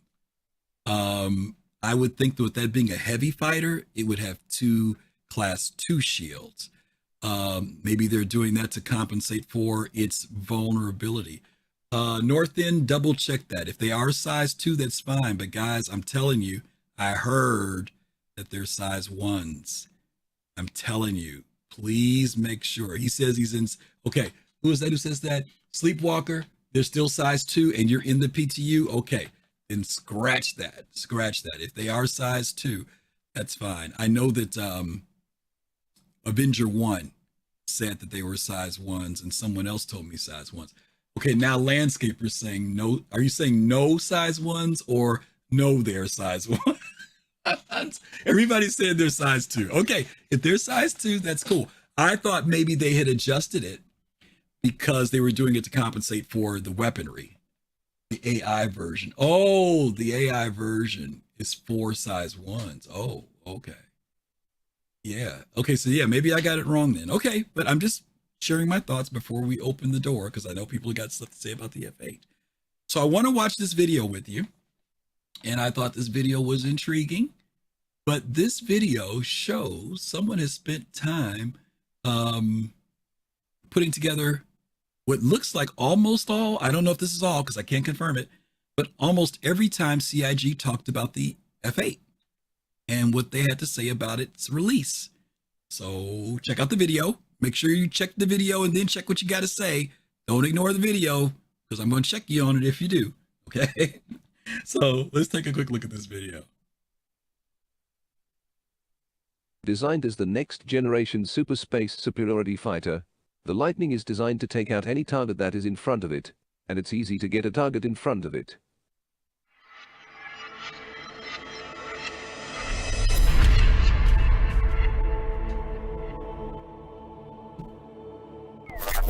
In the UK, F8 Lightning concept is 100% complete and now is going in engine. I really personally want to sell it because I think the community would dig it and I want to get it out there for everybody, but I think there's resistance internally. We want to keep it as something reserved for Squadron 42, kind of reserved as that special ship. Right. Yeah. So I'll pull up the concept once in a while and they'll go, oh my God, what is that? That's the best looking ship ever. And I'm like, that's the F8 Lightning, man. It's the one we're not going to sell. And everybody's like, oh. Like, so ships like the Jean Valper and some of the other ships that have been talked about for Squadron 42, or in relation to Squadron 42, will those be pledgeable or just Squadron 42? It's possible. We looked at it on a ship-by-ship basis, and I think a good example of this is the Lightning, which is the reward fighter in Squadron 42. Is that right, the Lightning? The reward fighter in Squadron 42. There's just no reason the UEE would ever sell them off at this point in the timeline. Mm-hmm. So we, even though we have this very, very sexy ship ready, we A, didn't want to spoil Squadron 42, and B, it wouldn't have made sense to sell it. So we have some scruples. Should SIG sell the F8 Lightning? No. As just stated in another thread, there have never been, nor are there any currently, plans to sell the F8 Lightning. Yeah. Will the F8 ever go on concept sale? No plans to sell the F8 in concept sale right now. If there's a huge demand, maybe we'll figure something out, but my preference is always to have the concept sales make sense inside the universe, and this is our big reward fighter. It's the F-22. I can't go out and buy one, so. Fair enough. Are we going to have to wait for Squadron 42 to see the F8? No, we've been talking about a different way to bring that and the F-7A into the universe, so we'll stay tuned. That ship was never going to be sold to people back then. Is that now changed? Are you going to put that up for sale for people eventually? I think it's possible. Its role in Squadron has changed a bunch since then. So it's a thought. We'll see what we do with it. I don't know if it would be literally, hey, everybody buy this ship, but it may be more of a promotional thing. Or we'd like to give people a way to try it out at least. Last week we started some controversy over the F8 Lightning when I asked you if you ever think it would be in game, and you said well, tell me what you said. I don't remember what I said, but I did see the thread where people assumed we were just going to tell it immediately. That's not the case. We're trying to pull the way we play with it. It starts in the Persistent universe, not coming up with a way to sell it to you. I started working on the Anvil Lightning F8 heavy fighter ship. It's going to have 4 size 2 guns, 2 size 3 weapons, loads of missiles. It's going to pack a punch, this guy. Have you guys have that ship in your hands in no time? Did Chris just say we can get it in our hands? That was supposed to be an advocacy-only ship. A lot can change over the course of a game's development. Stay tuned. No one said anything about selling the F8 Lightning. And with the reveal of the updated website last night, Concierge members also received their first look at the new Concierge Perks program, with such rewards as a wearable top hat, the Gold RSI Executive Venture Armor, and a look at the upcoming F8C Lightning. Now, it's my understanding a couple of you might have some questions about that. Well, hang tight. I'm certain we can get some information from the chairman of the Chairman's Club himself in just a few minutes. What's up with the F8 Lightning? What's to do with the F8 Lightning, Chris? Well, I don't think anyone's actually read the concierge booklet, so you don't get the F8 Lightning until Squadron's out. Our actual idea is there's a few ships that we want to have you play Squadron, and if you get to the point in Squadron that you get to fly them, then you get the badge to be able to get that ship in the persistent universe. So the idea is essentially Squadron has to come out, and then it will be available, and then you can either earn it by playing Squadron all the way through, or where as a thank you to some of the people that have really helped us make this game, develop it, and really support it on an incredibly enthusiastic level. We wanted to do a couple of nice things to say thank you. So the things that are being awarded for our Wing Commander and Legatus, are those the opportunity to buy the ship, like completing Squadron 42, or is that actually getting the ship? No, they get the ship. They get the ship. They get the ship. They get the ship. At that level, thank you, you can have a ship. Both iterations of the F8C Lightning are complimentary gifts and is not being sold. Because I'm trying to find a way to spend another $3,000 so I can hit 25K, because I need to hit that next tier. You've got a while yet before you have to spend. Yeah, you have to get there. Remember, the F8 Lightning isn't going to be available until Squadron 42 comes out. This is true. So you've got a ways to go yet. Yeah. So pace yourself. Exactly right. The F8 Lightning, pride of the UE Navy, well, it got an update this week. Now, Chris Smith in our Austin studio stepped away from his work on the 300 series for just a little bit to make updates necessitated by recent changes to the enter and exit animation templates, primarily of which included, raising the pilot position up within the cockpit. Now, you're not going to see the fruits of this change in the persistent universe until after the ship makes its debut in the upcoming Squadron 42, but I'll take any excuse I can to showcase one of the more storied ships currently in our development. What can I say? I like spaceships. What are your thoughts on whether I should sell the F8C Lightning? No. As a toast to all of you, we're unleashing something special, the most formidable solo heavy fighter in the verse. Find a gold license, and you'll automatically unlock the ability to purchase the formidable Lightning here on this very page. Didn't you say that F8C Lightning will only be available after Squadron 42's release? As we have quite a lot of special content that will drop after Squadron 42 releases, we felt it was a shame to keep one of the coolest UEE fighters sitting on a shelf. It has 2 installed, 2 FR76s? What? Okay. Whoa. Those are size 2s. What? Oh, what the? With a size 1 quantum drive. Oh my god. What is this ship? Is that legit? Yeah. This is just a shocking move to me. This is like really, really strange. It definitely has 2 size 2s. I am just tanking 3 turrets right now. That's pretty wild. Yep, 2 size 2s. And it goes 1,337 is its top speed, Bergs. It can outrun everything, except like a Herald. Oh, bro, I'm not even trying to be rude. This is actually pay to win. I'm not even kidding. Okay. We're gonna stop her right there. Gladestone, to answer your question, you asked me if I have flown mine. No, I haven't. I went down to the hangar yesterday and delivered it and looked at it just to see what it looked like, and I got out of it and put it back. I have not flown the F8. I have no general rush to do it. So yeah, that's what I want to put down there and let you guys see that. And I'm going to start bringing some folks in. I know Kai was one of the first people who wanted to come in earlier, even when the show got started. So I'm going to give him the honor of being the first person to come in. Kai. Hello, hello, hello. Hey, brother. So, oh boy, I did watch all of the video there. Okay. I'm going to start off by saying I guarantee you that I'm going to have the minority opinion today because here's the thing. When you give people what they want, everyone will do mental gymnastics 90 different ways to justify, just the same way as Republicans and Democrats or insert political party, religion, whatever, where you live.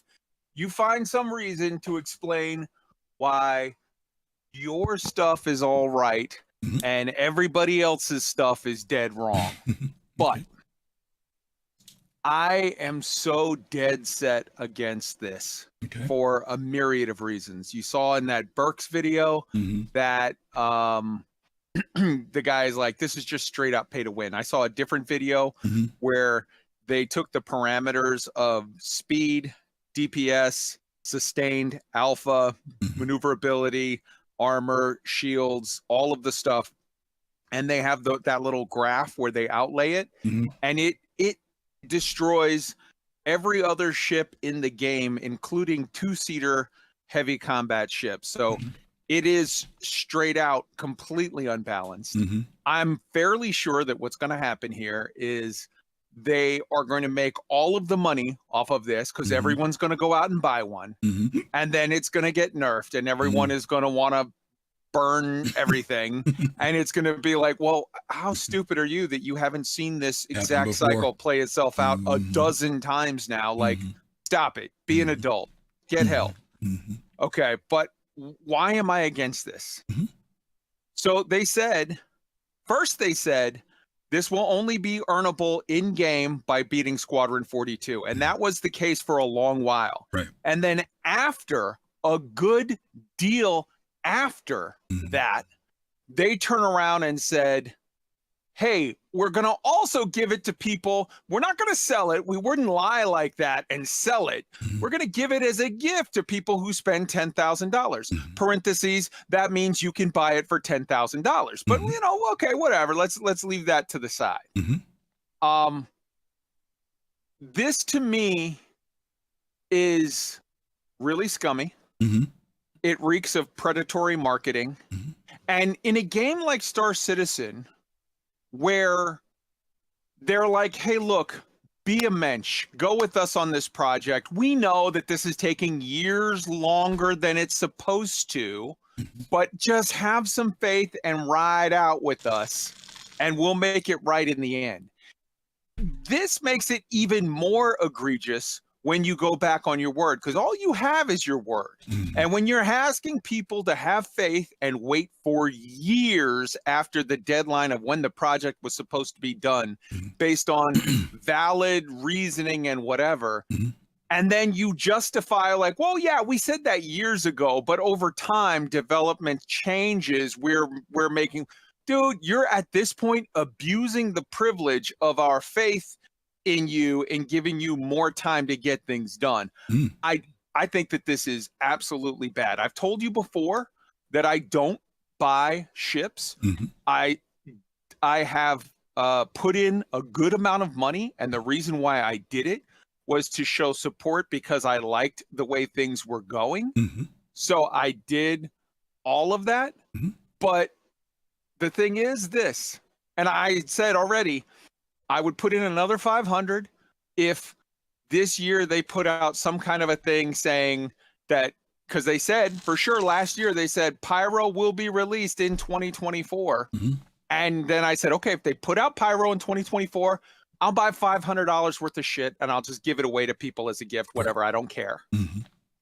And then I said, if in 2025 we were to get Squadron by the end of the year, I'd put it in another 500 and then just give stuff away to people. But now, if they're going back on their word, I'm going to vote with my wallet. I'm going to go back on my word. At this point, I want that F8 so bad. I lust after it. I am not buying it. I will absolutely, at this point, not give them another penny until after the game is released, and then I will decide what I'm going to do. If they were to just have this event where you could get the golden ticket and you could then rent the F8 for a day and play for, I don't even think a day. I think it should be a week. You get to fly it around for a week. I would love that. I would support that. I would say this is fantastic. If they were to say we have the platinum ticket where you can do the thing where like you do get it for free, but we're not selling it. It's because it's an incredibly hard dogfight and the whole server's going to try to kill you and whatever. I would salute that. But this is predatory marketing. This is scummy, and I don't like it. And I'll tell you what else, and then I'm going to go. I know you got people. A lot of people. Yep, Last thing. This makes me, because we've always said, we've laughed and said, you know, hey, Star Citizen, having an Idris isn't pay to win because you have to have a whole crew, otherwise it's useless. Them going back on their word on something like this makes me deeply suspect that by the time they're actually out there with Idris's that are flyable in the verse for people to, like, you can buy it now, but you can't fly it now. By that point, they will either go back on their word and make it bladed, or they'll do something even scummier and sell you NPC crew. For that, they'll make you pay money for NPC crew. And when you say, oh no, they would never do that, they also would never sell the F8 Lightning. I'm out and I'm hot. Sorry. All right, brother. No problem. Thanks, man. Appreciate your time. Love you, brother. All right, you too, bro. All right, let me bring in the next one here. Let's bring in, guys, I don't know who came in first, so please forgive me for going out of order. I'm just going to bring you guys in as we go. I'm going to go up, down, up, down. Boy. Yep, Admiral's on you. Oh, boy. So, yeah, I mean, some people in the chat have heard me in other Discord, other streams, so I think this is a pay-to-win scenario. I have to agree with Kai with that. It really does hit me really, really hard. I am concierge. I'm not at 10K, but to explain myself a little bit, you know, when you buy a ship, when you look at a ship, I don't buy all of them. I try to figure out if it's in my career field or whatever. It's like that extra, like, well, if I do spend the $300 for this ship, you know, it's a way to get to that exclusive ship that you'd have to play with Squadron 42 to get otherwise. And I actually feel like that might have been all 3 games, but I mean, but that's besides the point now. And is this the F-22? I mean, does SIG expect to sell any more medium and heavy fighters? I don't know if they can. Like, I feel like medium fighters is no longer a thing. Because right now, you'd have to sell the F-35 or something similar to, quote, this is now the F-22 for people who to want it. So, and then if this is what we need to fight the Vandal, are all the other ships that we've bought just shit?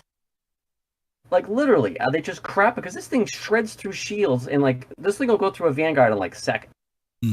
I don't understand what the hell they're doing here, even if they make it a civilian version. Like, I understand armor's coming into play, but they must be making armor, like, super, super strong, because to be able to but again, it just goes to the other ships are out. Like, how long am I supposed to, like, be fighting with a Gladius for like half an hour? Like, if I'm a Gladius versus an Arrow, are those supposed to be like half-hour battles just because armor's in play? It doesn't make any sense to me. I just think they really screwed over Concierge because yes, that you could get it through Squadron 42, but they kind of came out in like 2018 here, said yes, you're going to be able to get it, and it's going to cost you. 10 grand to get up to that level, but now it's like, oh, well, you get a free paint. I'm like, really? I got to paint for $10,000 or 15 or whatever the hell the other one is above that executive? It seems crazy to me that they did that. So is it predatory marketing or some type of bait and switch? Maybe it is. But I really, when this happened that day, I didn't want to watch CitizenCon, and I sure as shit didn't want them to get any money from CitizenCon from any sales. I'm a little bit more level, feel a little bit like my temperature is a little bit further down a bit, but I am my expectations for like wanting to watch CitizenCon my whole weekend is just like went out the window. And maybe I will watch it, maybe I'll watch it on YouTube, maybe I won't even give a shit.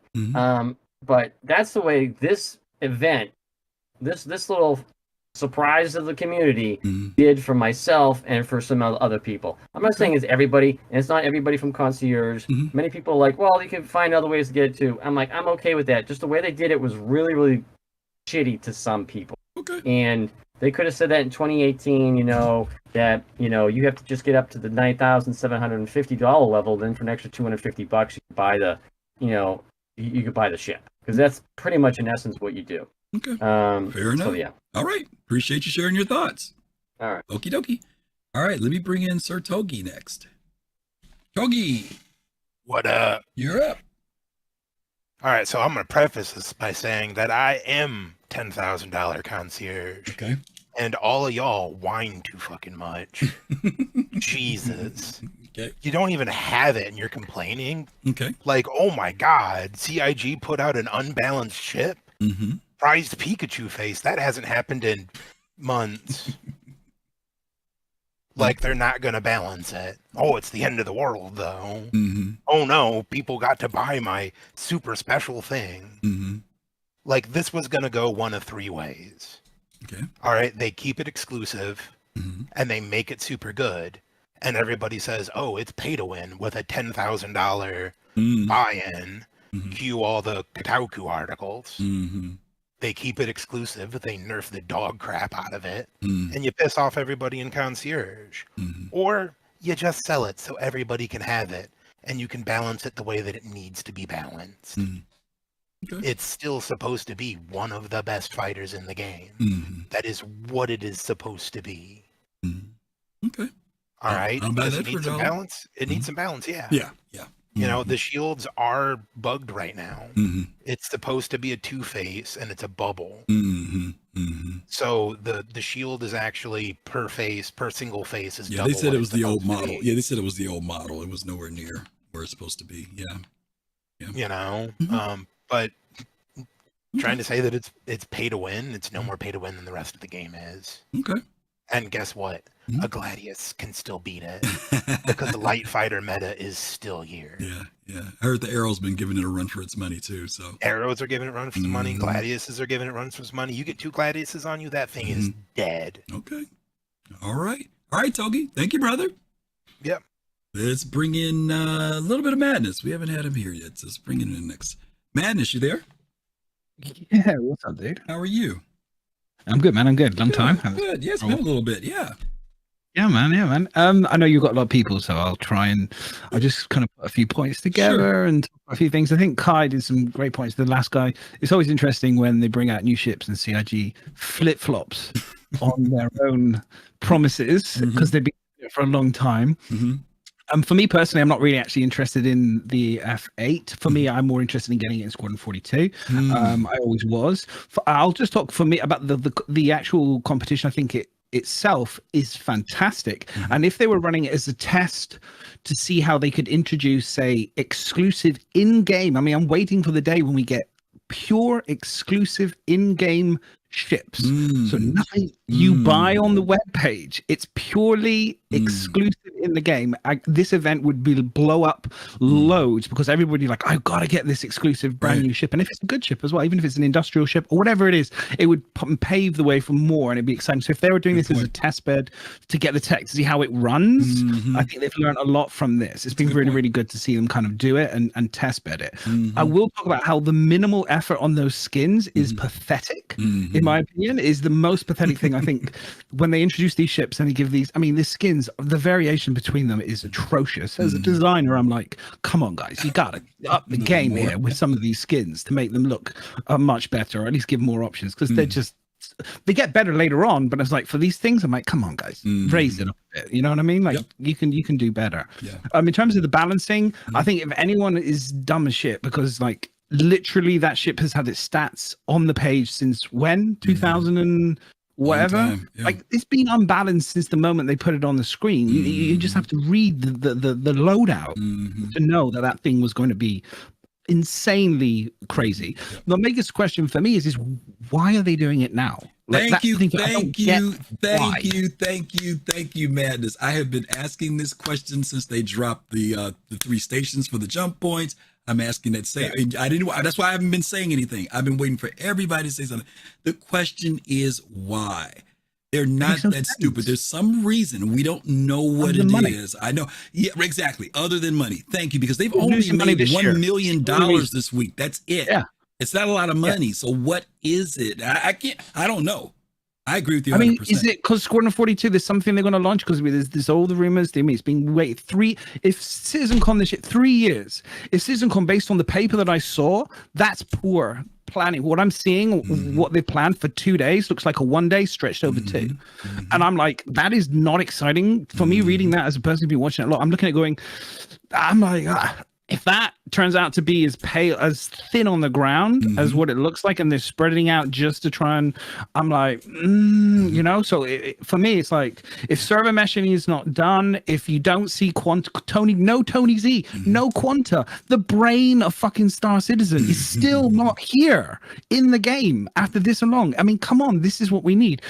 So for me, the why about the it doesn't make any sense to me. Thank you for saying why that. Other than they were testing something for something else, but then I'm like, why don't you could do anything else? I don't get it. Other than money, it just screams desperation, which makes me more worried. It's like, is it that bad this year that you can't afford to lose a little few million, or is it you're worried that it's going to, the graphs are going to be bad, and everyone's going to give all the negative reviews like Star Citizen's going to fail this year because they've lost more money? Because that's let me assure you of this. I think your train of thought is right. I agree with you 100%.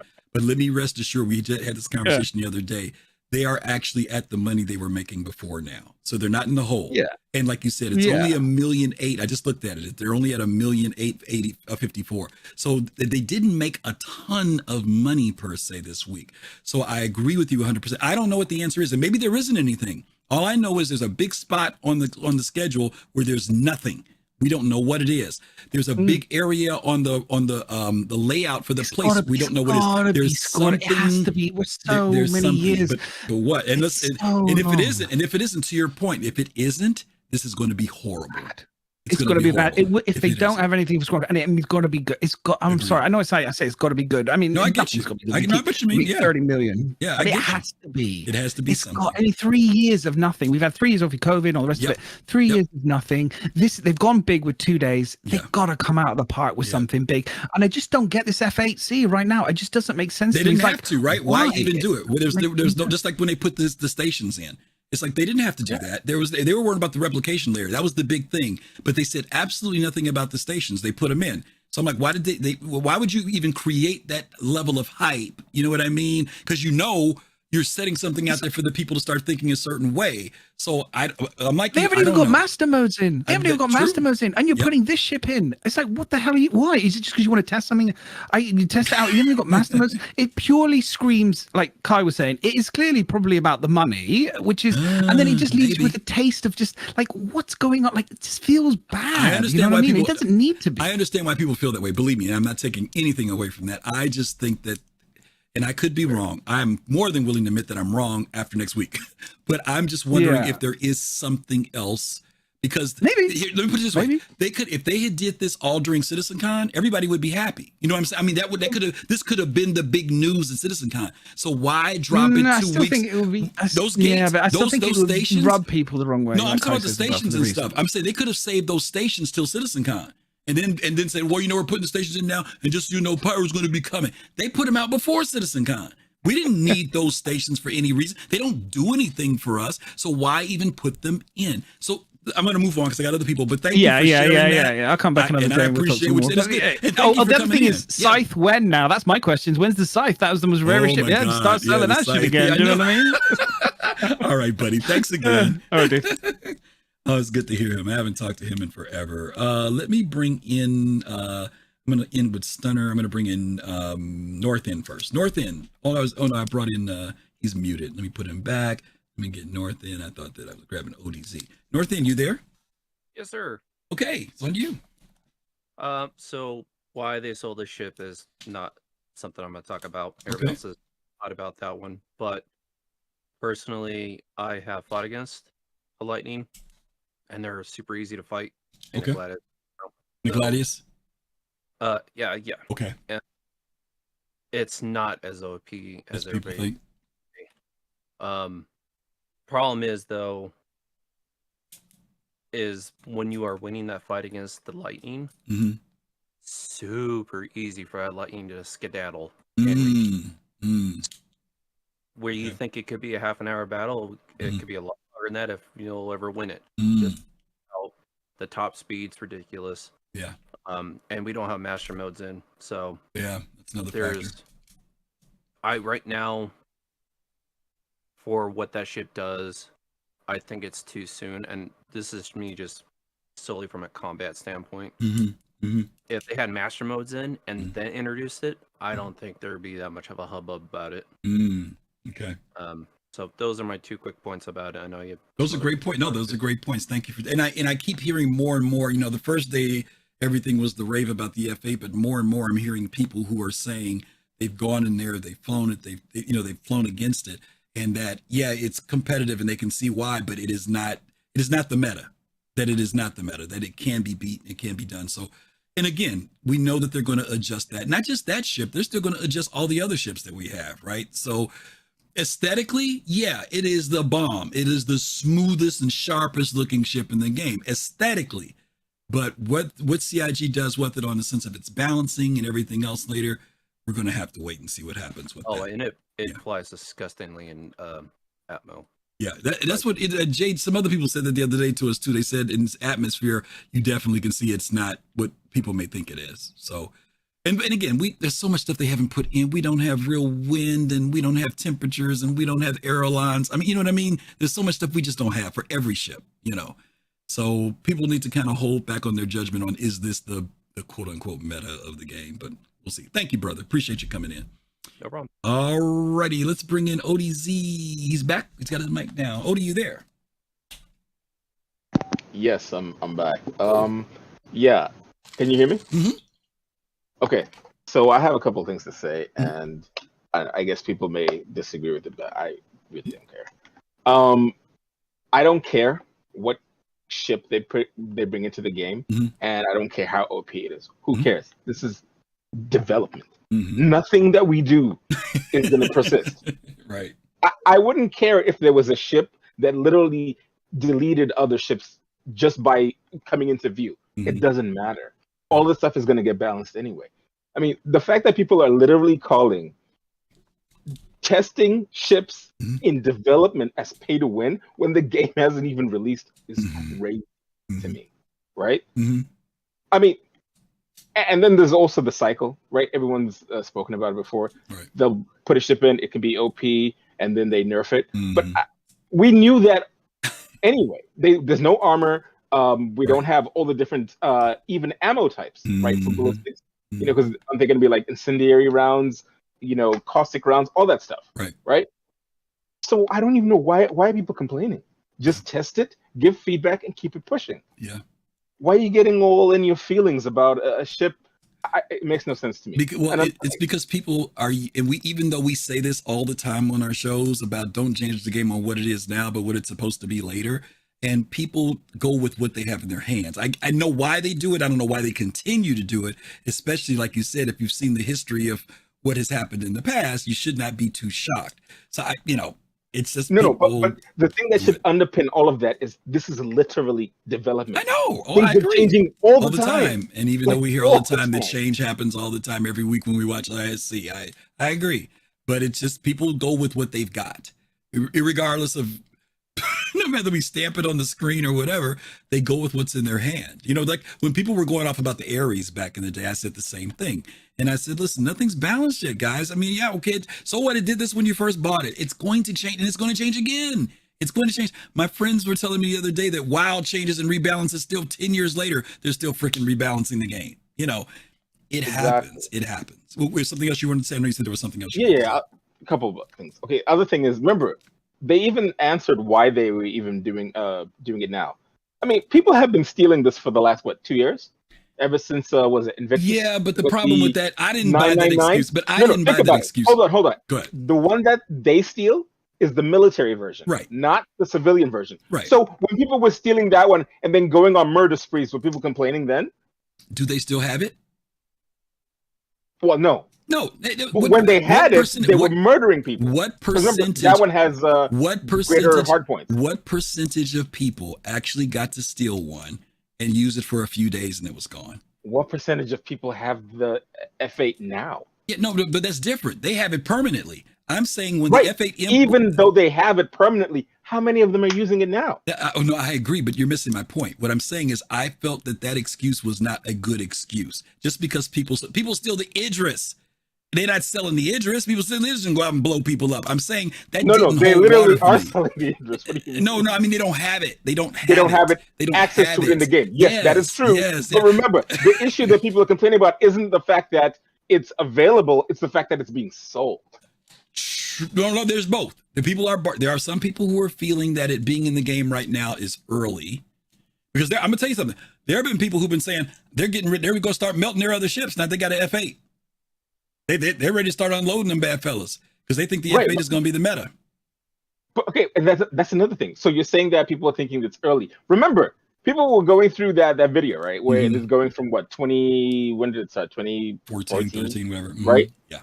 Things change. Oh, yeah. Development changes all the time. I agree. So yeah, okay, maybe back then they were just going to tie it into that. But then look, and this is another thing that people are forgetting. This is development, right? How do we know they're not testing transferable bounty hunting, which could be tied into maybe bounty hunting version 2, right?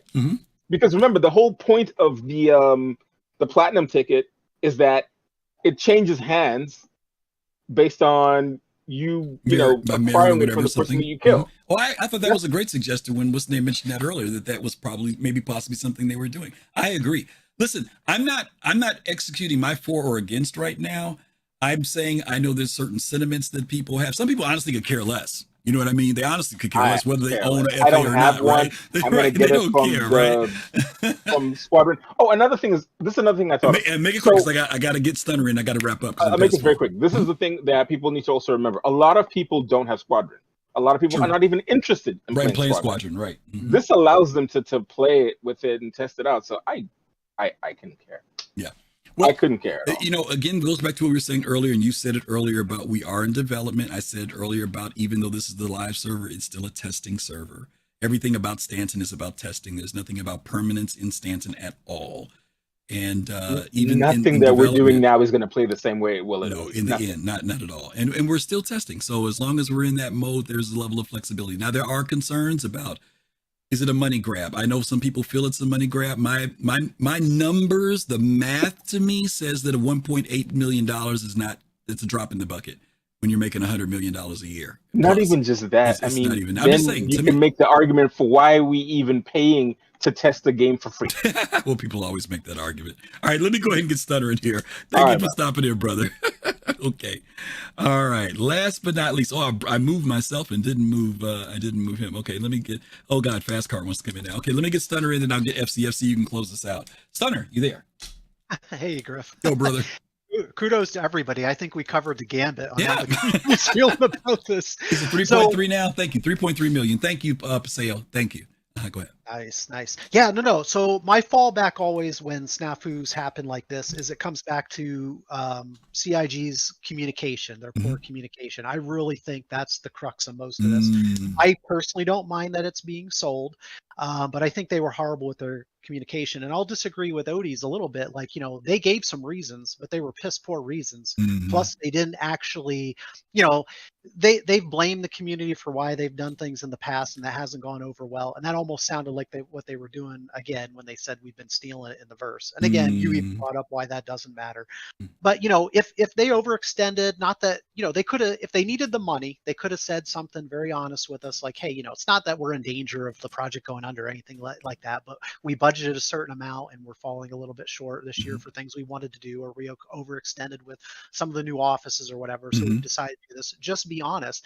And actually, they would have saved themselves the most amount of trouble if they just would have come out and said, hey, there's a lot of demand for this, especially from, you know, all the new players we've had come in here. We've changed our mind on this and we're doing this, instead of trying to say, like, you know, let all this controversy go on, and yeah, this was said in the past, and blah blah blah. Just we changed our mind. Yeah. We were allowed to do that. We had that whole conversation about promises and stuff. But again, like I'm glad that that other caller brought up the point, and you, about like the timing of it, because that's the other issue with this, about the poor communication. This was poorly communicated. Oh, and real quick, I'll say, for the $10,000 and $15,000 backers that already had it in the hangar, part of the poor communication, especially because they sent them the email saying, hey, something special's coming. That's what did it. F8C. Yep. Some people don't know. Some people don't know about that letter, but that letter definitely messed with the psyche of Chairman's Club members, because the letter was very specific that there would be something given to them. And you have to understand, don't get me wrong, I'm not trying to get into a big exclusivity thing, guys. I'm just trying to go along with what CIG has continually promised, or I shouldn't say promised. They have continually said that they want to give more attention to people who have supported a certain level of the game. They want to do little things. And those little things are like newsletters, announcements, little trinkets and stuff like that. So one of the things was, it was the skin. And some people who got the skin that were at that level were like, oh, cool, we weren't expecting that. Now I've got a paid job. There were other people that were like, oh, we thought they were going to release it to us so we could fly it. But then what the hammer fell was when, unannounced, they decided to give it to everybody. And so people were like, y'all didn't say that in the first step. You all had said, oh, we're going to get it, but we're going to give it to the public too. People would have been mentally ready for that. I think people thought something was going to happen with them at that level, and it expanded beyond that, and it caught them off guard. That's all I'm gonna say about that. I ain't got no shade about it. It doesn't bother me, but I'm just saying I do have some shade about the process, like you're saying, Stunner, about the way it was done and the way it was communicated.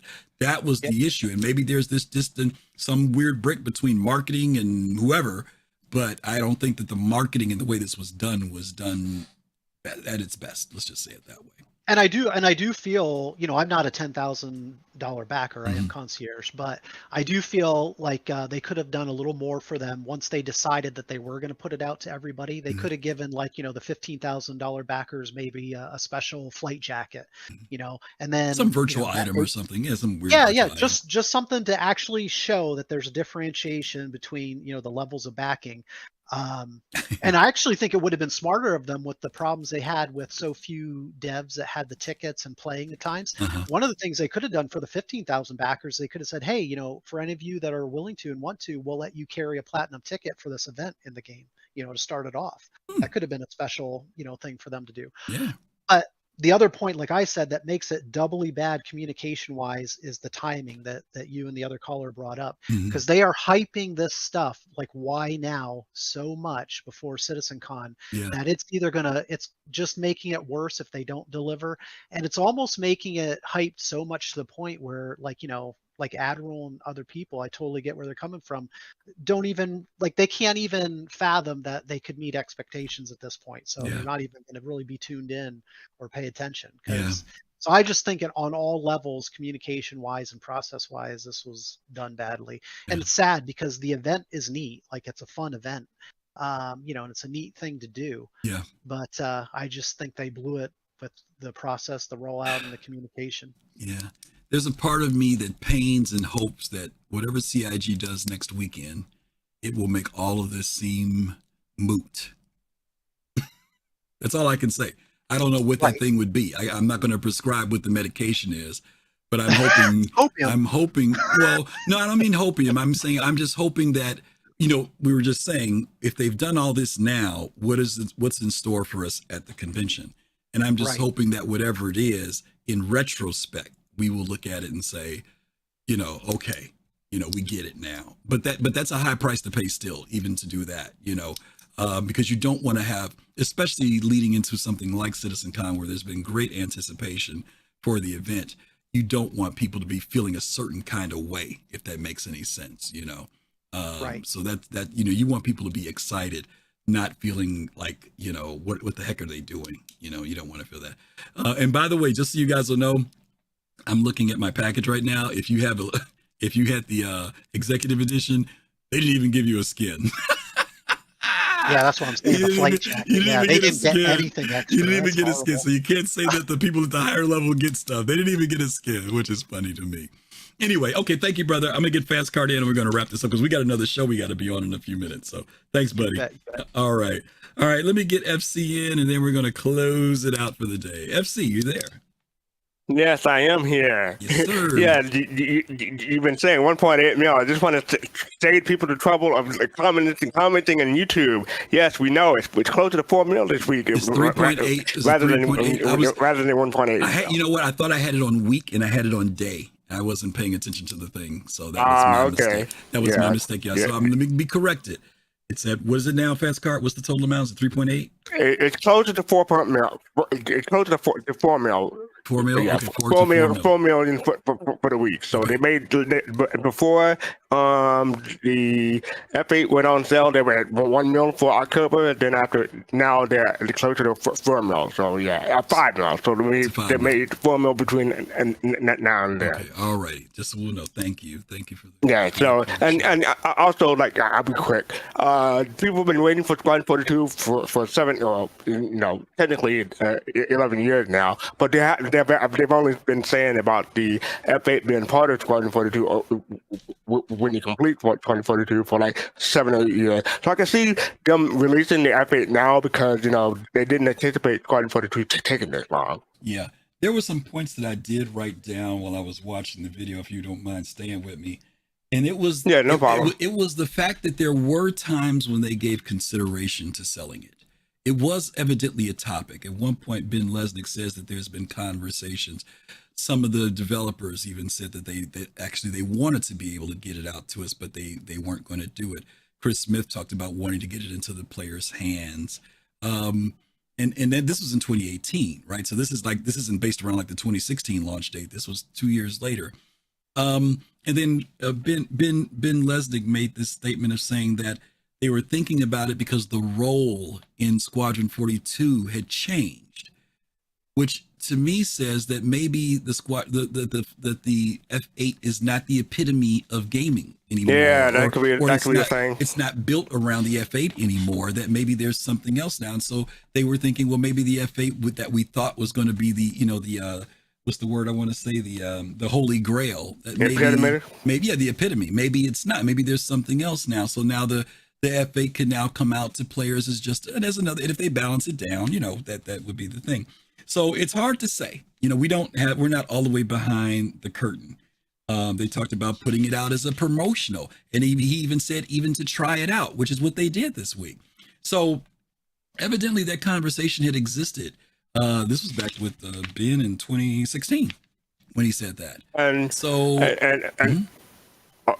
sorry, and you like to say that everyone who's playing now has the ability to get the chip. I disagree with that a bit, but my point is that's now. Like, come October 21st or 22nd, when it's no longer available, everyone who joined the game after that will have missed their chance. And it's, oh man, I should have joined earlier. So that's what I meant. Yeah. I was just referring to when I said now. I'm talking about people who are part of the development process now. But people who come into the universe because, they heard about Squadron 42, right? The people who get drawn in from there, they're not here now. You know what I mean? So unless they put it back on sale again, it's only the people who are here now who have the opportunity. Not to be funny, even when we say that, there are a lot of people we got 4 million people signed up. Maybe half of those people are like legit. There's a lot of people who still ain't gonna see it because they ain't been around. They're not paying attention. Right. So they're going to miss the opportunity. They're going to come back later. And also, you can only get one per account. So, that's the other thing. Yeah, you can't build a fleet. A lot of people were hoping to get 1 to 2 or 3, but you can only get 1. Yeah, you can't build a fleet of F-18s. You can't melt your stuff for a fleet of them. So that's a good point to make. Thanks for mentioning that, FC. No problem. Gang, we didn't get to do, that was it really. I knew this was going to take a little bit of time. And please forgive us. While I've got Fast Card here, we're going to be on Captain's Table. You guys know that usually this is the time when we do, we talk about the weekend for Podset Saturday. I do want to remind you guys about our drive for St. Jude Children's Hospital, though. Thank you. Someone gave $50 today. Thank you for that. I think at least. Thank you. We went from 6,029 to 6,079. Let me run this quick commercial real fast, gang, and then we're going to just keep going forward. As a mother, you don't want to have to worry about this bill is coming, but then she needs this chemo. That's a decision you shouldn't have to make. At St. Jude, a family never sees a bill at all, not one bill. It's like the world has been lifted off of your shoulders. Every dollar counts, every donation, it means the world. It saved my daughter's life. It saved our family. Finding cures, saving children. Donate now at stjude.org. So for those of you who may be feeling guilty, you could melt your F8s. 4 of those would get us the $1,000 we need. I'm just kidding. I'm just kidding. No, we really would hope that you guys would continue to give toward what we're doing with St. Jude. We do want to reach our goal of our goal is $10,000, but we would love to raise $1,000 over this weekend to get us at $7,000. Of course, we've got another giveaway.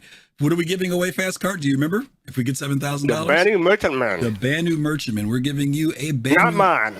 We're gonna sell yours. Okay, even though I joked around that it would be Fast Cart giving away his, but it won't be Fast Cart's. We are going to be giving away a brand new Merchantman if we hit $7,000. So hopefully you guys can help us get there. Don't forget to let people know about what we're doing for that fundraiser for St. Jude. As I mentioned earlier, Fast Cart and I are going to be on Paul Shelley's show on the Astro Pub on Captain's Table in about 30 minutes. We're going to be on talking about CitizenCon, in fact. So if you guys want to join us there, we would love to have you guys come over and sit in with us. We should have a good conversation. I think STEM Citizen from Yacht Club is also going to be joining us, so we'll be looking forward to that. Also, tomorrow on our main show, 8 p.m. Eastern Time, we're going to be doing the very final aspect of System Tour.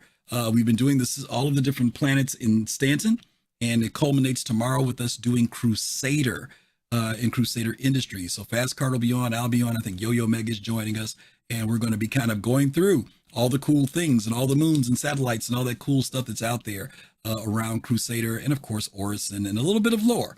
So hopefully you guys can join us tomorrow evening at 8 p.m. Eastern Time. Other than that, that is it. I think we have, yes, Fast Cart, we have covered the ground today, if I'm not mistaken. Thank you guys so much for being here today, and all the people who came in and shared their thoughts. As always, we really appreciate everyone who comes and joins us on our shows, especially those people who get the nerve to come in and share their thoughts, and we really appreciate you guys. For those of you who followed today, Luxon Lane, thank you for that follow that you just gave us. We appreciate you, and thank you for everybody who always subscribes and supports us in everything we do. Don't forget, next Saturday, Sunday, we are going to be at CitizenCon. We have a booth at CitizenCon. We are at booth number 15. I did put out a tweet that said, if you come to our booth and you're the first person to say 15, say our booth number, you will get something. But you have to be the first person in that hour. Okay? If somebody beats you to it, I'm going to say, yep, somebody beat you to it. But we're going to be doing some giveaways from our table. So hopefully you guys will get to come by and say hi. And come by and say hi anyway. You're going to have fun. We'll look forward to seeing you guys. Chooch, thank you again for another 200 bits. We appreciate that. We really, really do. Okay, we're going to get ready to send you guys over to our good friend Paul Shelley at the Astro Pub. Don't forget, we'll be there in 30 minutes. Love to have you guys there. Instigator, thank you for that sub. Appreciate you as always for 21 months. And don't forget, guys, our show tomorrow, and look forward to seeing us. We're going to try and put some stuff out next week, giving you our reactions to CitizenCon. So it's not going to be the regular show, but keep an eye open for Twitter things. And if you see us go live, you'll see us talking about what our thoughts were about CitizenCon on both days, okay? As always, stay safe, peace, love, and soul. See you guys soon. Take care. Bye.